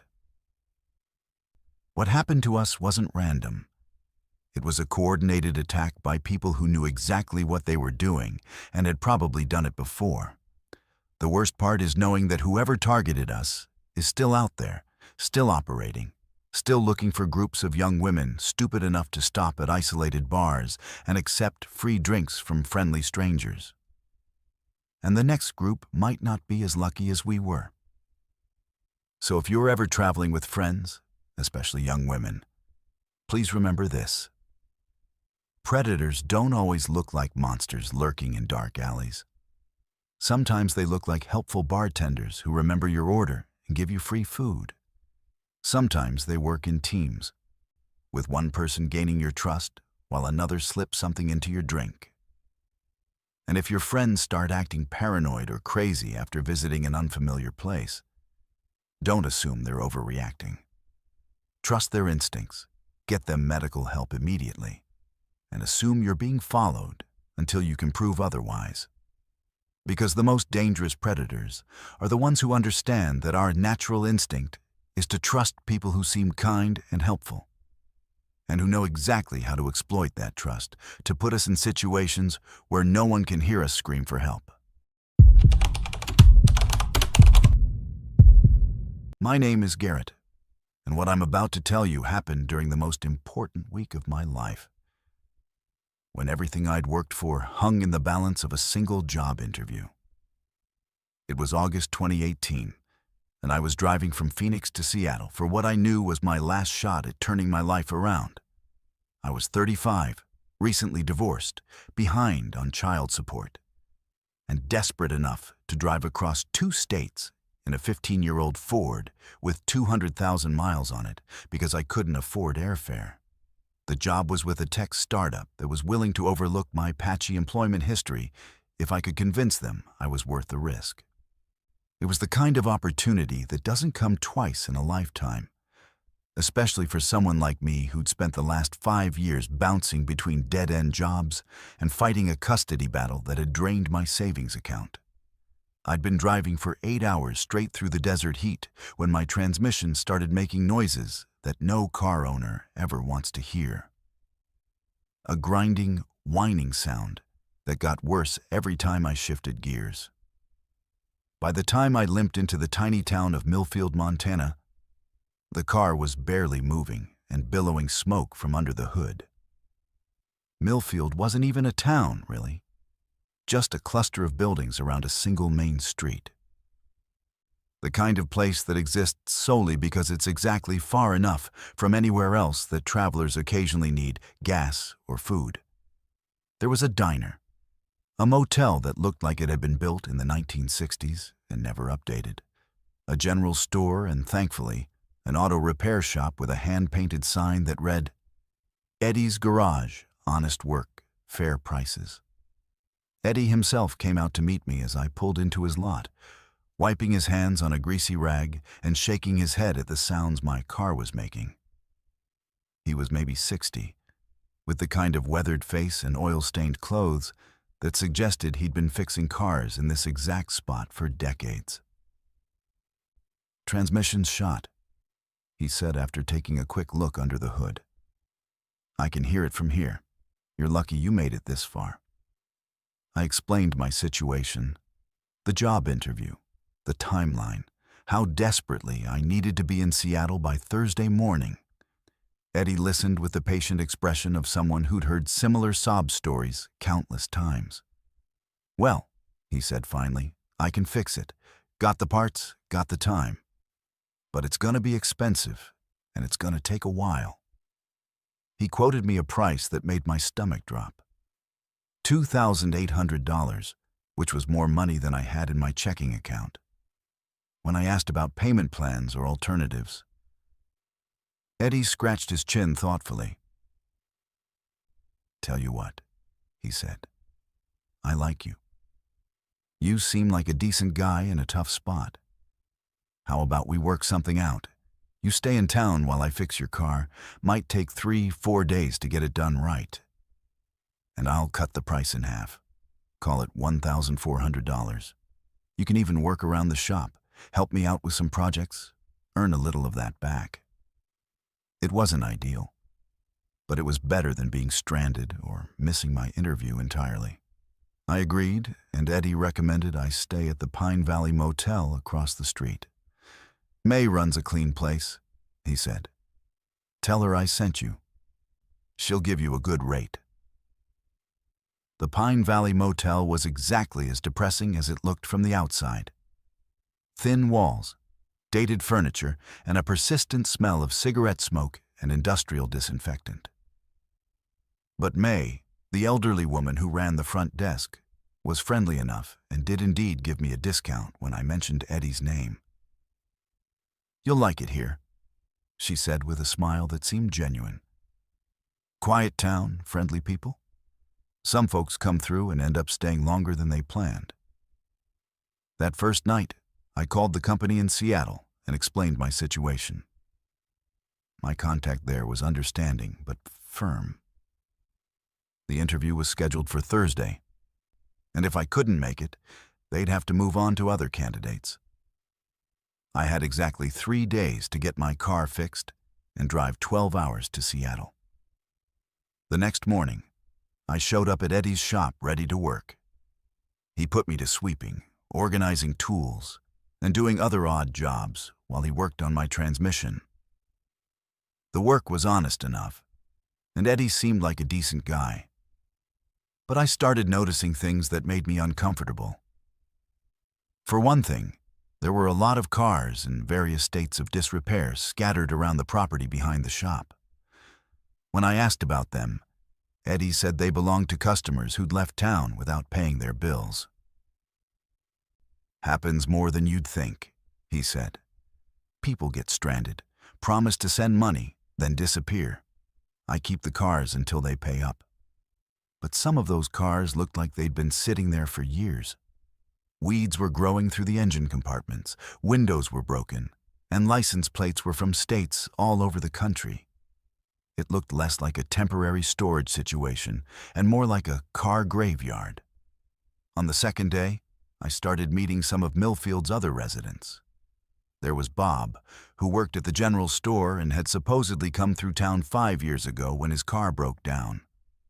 There was Linda, who helped May at the motel and claimed she'd been just passing through in 2015 when her transmission failed. And there was David, who worked odd jobs around town and had arrived 3 years ago with engine trouble. They all had the same story. Car problems, met Eddie, decided to stay temporarily while repairs were made, then somehow never left. They all seemed content enough, but there was something hollow about their contentment.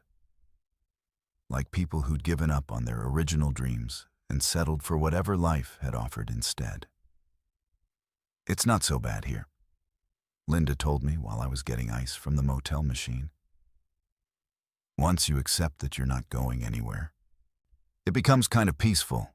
No stress, no deadlines, just simple living." But I didn't want simple living.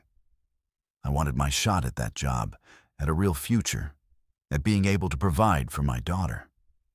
On Wednesday morning, the day before my interview, I asked Eddie about the progress on my car. He wiped his hands and gave me the same patient expression I'd seen before. "Well, there's good news and bad news," he said. "Good news is I found the problem. Bad news is it's worse than I thought. Transmission's completely shot and the engine's got problems too. We're looking at another couple of days, maybe a week." I felt panic rising in my chest. "Eddie, I have to be in Seattle tomorrow morning. This is my life we're talking about." He nodded sympathetically. "I understand, I really do. But rushing the job won't do either of us any good.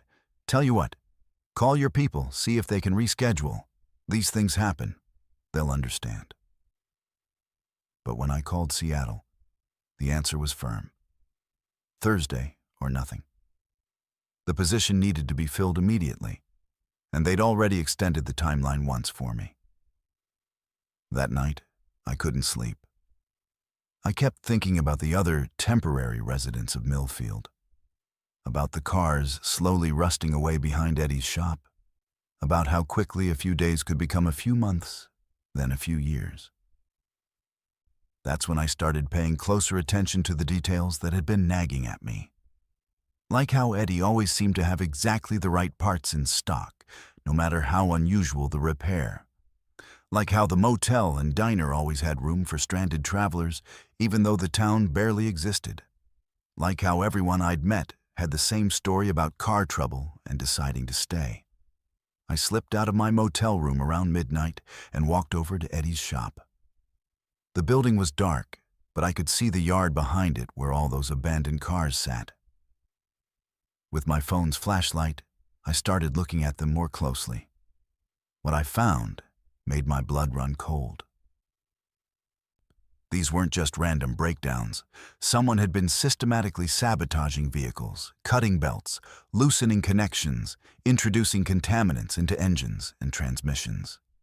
The damage was subtle but deliberate, designed to cause catastrophic failures that would be expensive and time-consuming to repair. But the worst discovery was in Eddie's office, where I found a filing cabinet full of repair estimates and invoices.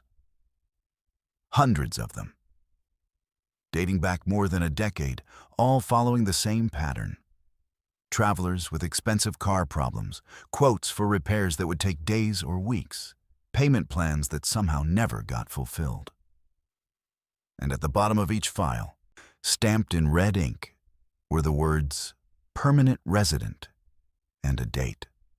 I realized that Millfield wasn't just a small town that happened to have a lot of stranded travelers. It was a trap, deliberately designed to capture people who were desperate enough to accept help from strangers. Eddie wasn't a mechanic trying to help people. He was the spider at the center of a web that had been catching flies for years. I ran back to my motel room and started packing immediately. I didn't care if I had to abandon my car. I wasn't going to become another permanent resident of Millfield, Montana. But when I tried to leave, I discovered that someone had slashed all 4 of my tires and poured sand in my gas tank. My car wasn't going anywhere. That's when I heard the knock on my door. It was Eddie, and he wasn't alone. May was with him, along with Bob and Linda and David, all the friendly locals who'd welcomed me to their little community. Going somewhere, Garrett? Eddie asked with that same patient smile. It's pretty late for a drive. My car won't start, I said, trying to keep my voice steady. That's a shame, he said. But don't worry, these things happen. We'll get it fixed in the morning. Might take a while, though. Might take a long time. I could see in their faces that they all knew exactly what was happening. They'd all been through this same realization, this same moment of understanding that they'd walked into a trap. And they'd all made the choice to accept their situation rather than fight it. But I wasn't ready to give up. I pushed past them and ran, heading for the highway on foot. Behind me I could hear voices calling out, flashlight beams sweeping the darkness. But I kept running. I ran for 3 hours through the Montana wilderness until I reached a truck stop where I convinced a driver to give me a ride to the nearest city. I never did make it to that interview. By the time I was able to call Seattle, the position had been filled. But I was alive, and I was free. And I wasn't spending the rest of my life as a permanent resident of a town that existed solely to trap desperate people. When I reported what had happened to the authorities, they said they'd investigate, but I never heard anything more about it. And when I checked online maps later, I couldn't find any town called Millfield, Montana. But sometimes, when I'm driving through rural areas and I see signs for small towns with auto repair shops, I remember Eddie's patient smile and May's friendly welcome. And I keep driving, no matter how badly my car might be running. Because I know that some kinds of help come with a price you can't afford to pay. Because the most dangerous traps are the ones that look like salvation when you're desperate enough to believe in them. My name is Scott, and I need to tell you about the worst mistake I ever made. Which was letting my ego convince me that I could handle whatever some psycho in a pickup truck wanted to throw at me. This happened in 2005, when I was 28 and thought I was invincible. My best friend Armando and I were driving from Las Vegas to Phoenix for his bachelor party weekend. One last guy's trip before he got married and settled down into suburban domesticity. We'd been friends since college, and Armando had always been the calm, rational one while I was more of a hothead. He was the guy who talked me out of bar fights and bad decisions, while I was the one who pushed him to take risks and live a little. It was a good balance, usually, but that day, it nearly got us both killed. We were making good time on Interstate 10, cruising through the Arizona desert in my souped-up Mustang GT with the windows down and classic rock cranked up loud. It was one of those perfect desert days, bright blue sky, temperature in the low 80s, mountains stretching to the horizon in every direction. Armando was telling me about his wedding plans, while I half listened and enjoyed the feeling of 400 horsepower under the hood. That's when the black pickup truck appeared in my rearview mirror. At first, it was just another vehicle on the highway. Maybe a quarter-mile back, traveling at roughly the same speed we were. But over the next few minutes, I noticed it was gaining on us gradually. And when it got close enough, instead of passing, the driver just stayed there, maybe 50 feet behind us, matching our speed exactly. That guy's been back there for a while, Armando said, glancing at the side mirror. I looked in the rear view and saw a lifted black Chevy with tinted windows and a light bar across the top. I couldn't make out the driver clearly, but I could see enough to tell it was a man wearing sunglasses and what looked like a baseball cap. Probably just going the same direction we are, I said. But something about the way the truck was maintaining that exact distance made me uncomfortable. When I sped up to 85, the truck sped up. When I slowed down to 75, so did he. When I changed lanes, he changed lanes right behind me, staying in that same position like we were connected by an invisible rope. Okay, that's weird. Armando said. Maybe try to lose him? I downshifted and punched the accelerator, and my Mustang shot forward like it had been fired from a cannon. The speedometer climbed to 95, then 100, then 110. For a moment, I thought we'd left the pickup behind. But when I checked the mirror, there he was again, keeping up effortlessly and maintaining that same 50-foot distance. That's when I realized this wasn't coincidence. Whoever was driving that truck was playing some kind of game with us. "What the hell does this guy want?" I said. But even as I asked the question, part of me was already getting excited. I'd always been competitive, especially when it came to cars and driving. And the challenge of outrunning someone was triggering all my worst instincts. The truck driver seemed to sense my change in attitude, because that's when he made his first aggressive move. He pulled out into the left lane and accelerated until he was right beside us, matching our speed perfectly. Through his tinted windows, I could see him turn his head to look at us, and even though I couldn't make out his face clearly, there was something menacing about his posture. He stayed there for maybe 30 seconds, keeping pace with us in the left lane, then suddenly swerved toward our car like he was trying to sideswipe us.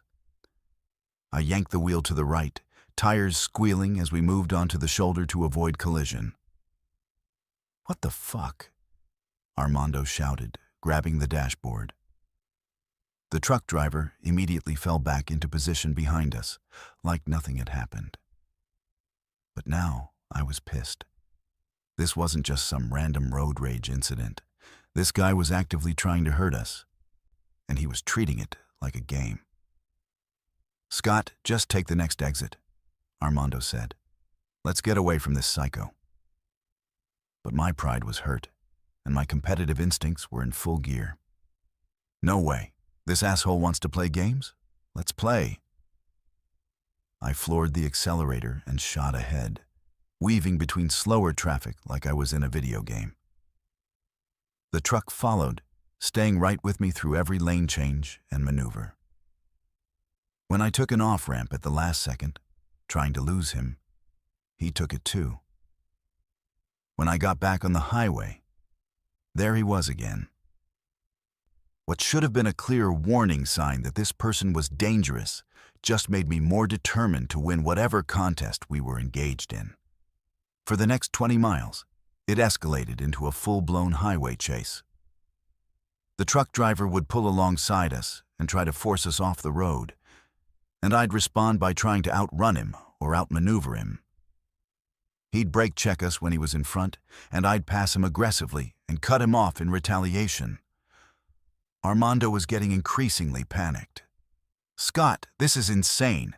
Just let him go." But I was in that stupid male headspace where backing down felt like losing, and losing was unacceptable. I was going to show this guy that he'd picked the wrong target for his twisted game. That's when he started forcing us toward the exits. Every time we'd approach an off-ramp, the truck would position itself to try to push us toward the exit, like he was hurting us somewhere specific. When I'd resist and stay on the main highway, he'd get more aggressive, actually making contact with my car's bumper or side panels. "He's trying to get us off the interstate," Armando said. And for the first time, real fear was creeping into his voice. "Scott, I think this guy wants to get us somewhere isolated." I was starting to realize the same thing, but my pride wouldn't let me admit it. Instead, I kept fighting back, kept trying to outrun him, kept treating this like a competition instead of recognizing it for what it really was. A predator trying to separate us from other people and potential help. The truck driver's tactics were becoming more sophisticated and more dangerous. He'd box us in between slower vehicles, forcing us to reduce speed, then try to push us toward exits when we were trapped. He'd use other cars as obstacles, timing his moves to put us in maximum danger. And I was playing right into his hands, responding to every provocation instead of just getting away. Finally, about 50 miles outside Phoenix, he managed to force us toward an exit that led to a rural road through desert wilderness. I had a choice. Take the exit or risk a head-on collision with his truck. At the last second, I chose the exit. Big mistake. The rural road was exactly what the truck driver had been maneuvering us toward. A 2-lane highway through empty desert with no other traffic and no services for miles. Perfect for whatever he had planned. As soon as we were on that isolated road, his behavior changed completely. Instead of the aggressive but relatively controlled highway games, he started actively trying to cause a serious accident. He'd ram us from behind, trying to send us into a spin-out. He'd pull alongside and swerve into us, trying to force us off the road and into the desert. "Oh God," Armando said. "He's trying to kill us." That's when I finally understood what I'd gotten us into. This wasn't road rage, or a territorial dispute, or even a random psycho having a bad day. This was a predator who used highway games to lure people into isolated areas where he could hurt them without witnesses. And I'd been so focused on winning our little competition that I'd driven us straight into his trap. The truck made one final, violent attempt to ram us off the road, and I lost control. My Mustang spun out and went sliding sideways across both lanes before slamming into a concrete barrier. The impact knocked the wind out of both of us and cracked my windshield, but we were alive. The truck had stopped about 100 yards behind us, engine idling, like the driver was deciding what to do next. That's when we heard the sirens. Apparently, other drivers had been calling 911 about the dangerous driving they'd witnessed on the interstate. A state police helicopter had been tracking us, and patrol cars were converging on our location. The truck driver must have heard the sirens too, because he suddenly gunned his engine and disappeared into the desert, leaving us shaken and stranded but alive. When the state trooper took our statement, he wasn't surprised by our story. "We've had reports about someone matching that description for the past 6 months," he said. "Black pickup, aggressive highway behavior, always tries to force people off into isolated areas. You're the first ones who lived to give us a detailed account." "The first ones who lived?" Armando asked. The trooper nodded grimly. "3 other incidents we can't quite connect to him, but the pattern's similar. People found dead in single-car accidents on rural roads, always after witnesses reported aggressive driving on the interstate. We think he's been hunting people, using highway games to separate them from help. I realized that if those sirens hadn't arrived when they did, Armando and I would have become statistics in someone's unsolved case file. I'm 36 now, married with kids, and I've never driven aggressively since that day. When someone tailgates me or cuts me off, I just let them go, because I learned that the most dangerous person on the road isn't necessarily the worst driver. It's the one who's using your competitive instincts against you. Some predators don't hide in dark alleys or abandoned buildings. They hunt on bright, sunny highways in broad daylight, using your own ego and pride to lure you into situations where no one can help you. And if you're the kind of person who can't back down from a challenge, who has to win every contest and prove every point, you're exactly the kind of prey they're looking for.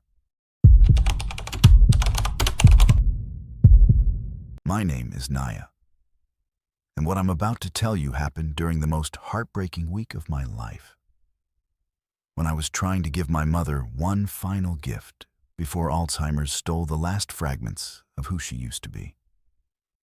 It was September 2020, in the middle of the pandemic, and I'd made the difficult decision to take her on one last cross-country drive to see her sister in Maine before she forgot who any of us were.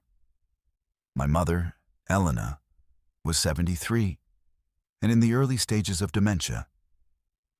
Some days she was completely herself. Sharp, funny, full of stories about her childhood and advice about my life. Other days, she'd forget my name or think I was her sister or ask when my father was coming home from work, even though he'd been dead for 5 years. The doctors said we had maybe 6 months before she'd need full-time care, and I wanted to make those months count. The trip from our home in Denver to my aunt's house in Portland, Maine was ambitious. Over 2,000 miles through states that were still dealing with COVID restrictions and closures. But Elena had always loved road trips, and in her lucid moments, she was excited about seeing her sister one more time. I'd planned our route carefully, booking pet-friendly hotels since we were bringing her little terrier, Max, and timing our stops around her medication schedule. For the first 2 days, everything went perfectly. Elena was having a good stretch. She remembered stories from every town we passed through, sang along to oldies on the radio, and seemed genuinely happy to be on an adventure. We made it through Colorado and Kansas without incident, staying at a nice hotel in Topeka, where Elena charmed the desk clerk with stories about traveling as a young woman in the 1960s. But it was on the 3rd day, somewhere in Missouri, that I first noticed him. We'd stopped for lunch at a truck stop diner, one of those sprawling places with a restaurant, gas station, and gift shop all under one roof. Elena was having a bad morning, confused about where we were and why we were traveling. So I was focused on keeping her calm and oriented while we ate. That's when I saw the man at the counter. He was maybe 45, average height, wearing a baseball cap and a nondescript jacket. What caught my attention wasn't his appearance, but his behavior. He was watching us intently while pretending to read a newspaper. And when Elena got up to use the restroom, his eyes followed her with an interest that made me uncomfortable. When we left the diner, I noticed him getting into a dark blue sedan parked near our car. But truck stops are busy places with lots of travelers, so I didn't think much of it at the time. The next day, in Illinois, we stopped at a gas station to fill up and let Max stretch his legs. While I was pumping gas, Elena wandered toward the convenience store, moving slowly but purposefully. I was keeping an eye on her while watching the pump when I saw the same man from the Missouri diner. Same baseball cap, same jacket, standing by the air pump and watching Elena with that same intense focus. This time, I was sure it wasn't coincidence.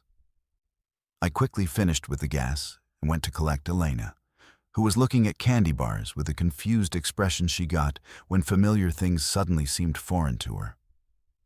As we walked back to the car, I glanced around and saw the blue sedan parked at the far end of the lot.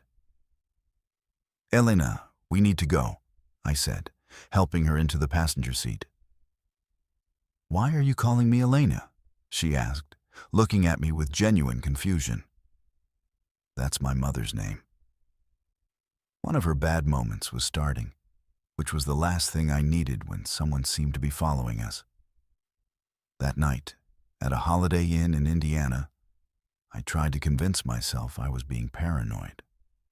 But when I looked out our second-floor window around midnight, I could see a dark sedan parked across the street in a McDonald's parking lot, positioned where the driver would have a clear view of the hotel entrance.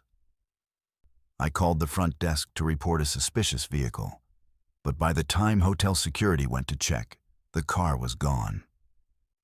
The next morning, Elena was having one of her clearest days in weeks. She remembered where we were going and why, asked intelligent questions about our route, and seemed genuinely excited about seeing her sister. But when we stopped for breakfast at a family restaurant in Ohio, there he was again. This time, he wasn't even pretending to hide his interest. He sat at a table where he could see us clearly and spent the entire meal watching Elena. When she got up to use the restroom again, he immediately pulled out his phone and started texting someone. I was terrified. But I was also dealing with a 73-year-old woman with dementia who might not understand or remember if I tried to explain the situation. How do you tell someone whose grip on reality is already tenuous that you think you're being stalked? I decided to test my theory. When we left the restaurant, instead of getting back on the interstate toward Maine, I took a series of random turns through residential streets in downtown Columbus. Sure enough, the blue sedan followed every turn, staying about 2 blocks behind us. "Where are we going, dear?" Elena asked. "This doesn't look like the way to Sarah's house." "Just taking a scenic route, Mom," I said, my hands trembling on the steering wheel. I drove to the Columbus police station and parked directly in front of the building. The blue sedan drove past without stopping, but I got a clear look at the license plate and the driver. It was definitely the same man who'd been watching us at multiple stops across 3 states. Inside the police station, I tried to explain the situation to a detective who looked like he'd heard similar stories before. He took down my information and the license plate number, but his expression suggested he thought I might be an overprotective daughter seeing threats where none existed. "Ma'am, it's possible this person is just traveling the same route you are," he said. "Interstate highways create coincidental encounters all the time." But when he ran the license plate, his attitude changed completely. The car was registered to someone with a criminal record that included multiple arrests for stalking and assault, with what the detective described as a pattern of targeting vulnerable individuals. "Mrs. Chen," he said, "I think you should be very careful. This individual has been suspected of following and harming elderly people, particularly those traveling alone or with limited family support." That's when I understood what was happening. Someone was targeting my mother specifically because she was elderly, confused, and traveling with just one caregiver. Elena's dementia made her seem like an easy victim, someone who might wander off, get separated from me, or be unable to accurately report what had happened to her. The police arranged for us to stay in Columbus that night under protective surveillance, and the next morning, 2 patrol cars escorted us to the Pennsylvania state line. I was grateful for the help, but I couldn't shake the feeling that our stalker was still out there, just waiting for the police protection to end. For the rest of the drive to Maine, I took elaborate precautions. I varied our route, made unexpected stops, and changed hotels at the last minute. Elena was confused by all the changes, but she seemed to sense my anxiety and became more clingy and dependent than usual. We made it to Portland safely, and Elena had a wonderful 2-week visit with her sister. The familiar surroundings and old photographs seemed to bring back memories that had been fading, and she had more clear, coherent days than she'd had in months. But on our drive back to Denver, the blue sedan appeared again. This time, I was ready for him. I'd bought a dash cam in Maine and had been documenting every mile of our return journey. When I spotted the familiar car following us through Pennsylvania, I immediately called state police and started recording everything. The police response was swift and decisive. They pulled over the sedan on Interstate 80 and arrested the driver, who turned out to be part of a larger network that targeted elderly travelers. They'd been using social media and public records to identify vulnerable people making long-distance trips, then following them to isolated areas where they could rob or assault them without witnesses. Elena never fully understood what had happened, which was probably a blessing.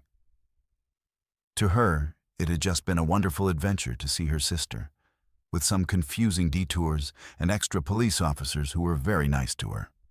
She passed away 8 months later, peacefully, in a memory care facility. But I'm grateful that her last big adventure was filled with joy and family connections rather than the horror that someone had planned for her. The man who'd been stalking us was convicted and sentenced to 15 years in prison. During his trial, prosecutors revealed that he'd been targeting elderly people with cognitive impairments for over 3 years. specifically choosing victims whose conditions would make them unreliable witnesses.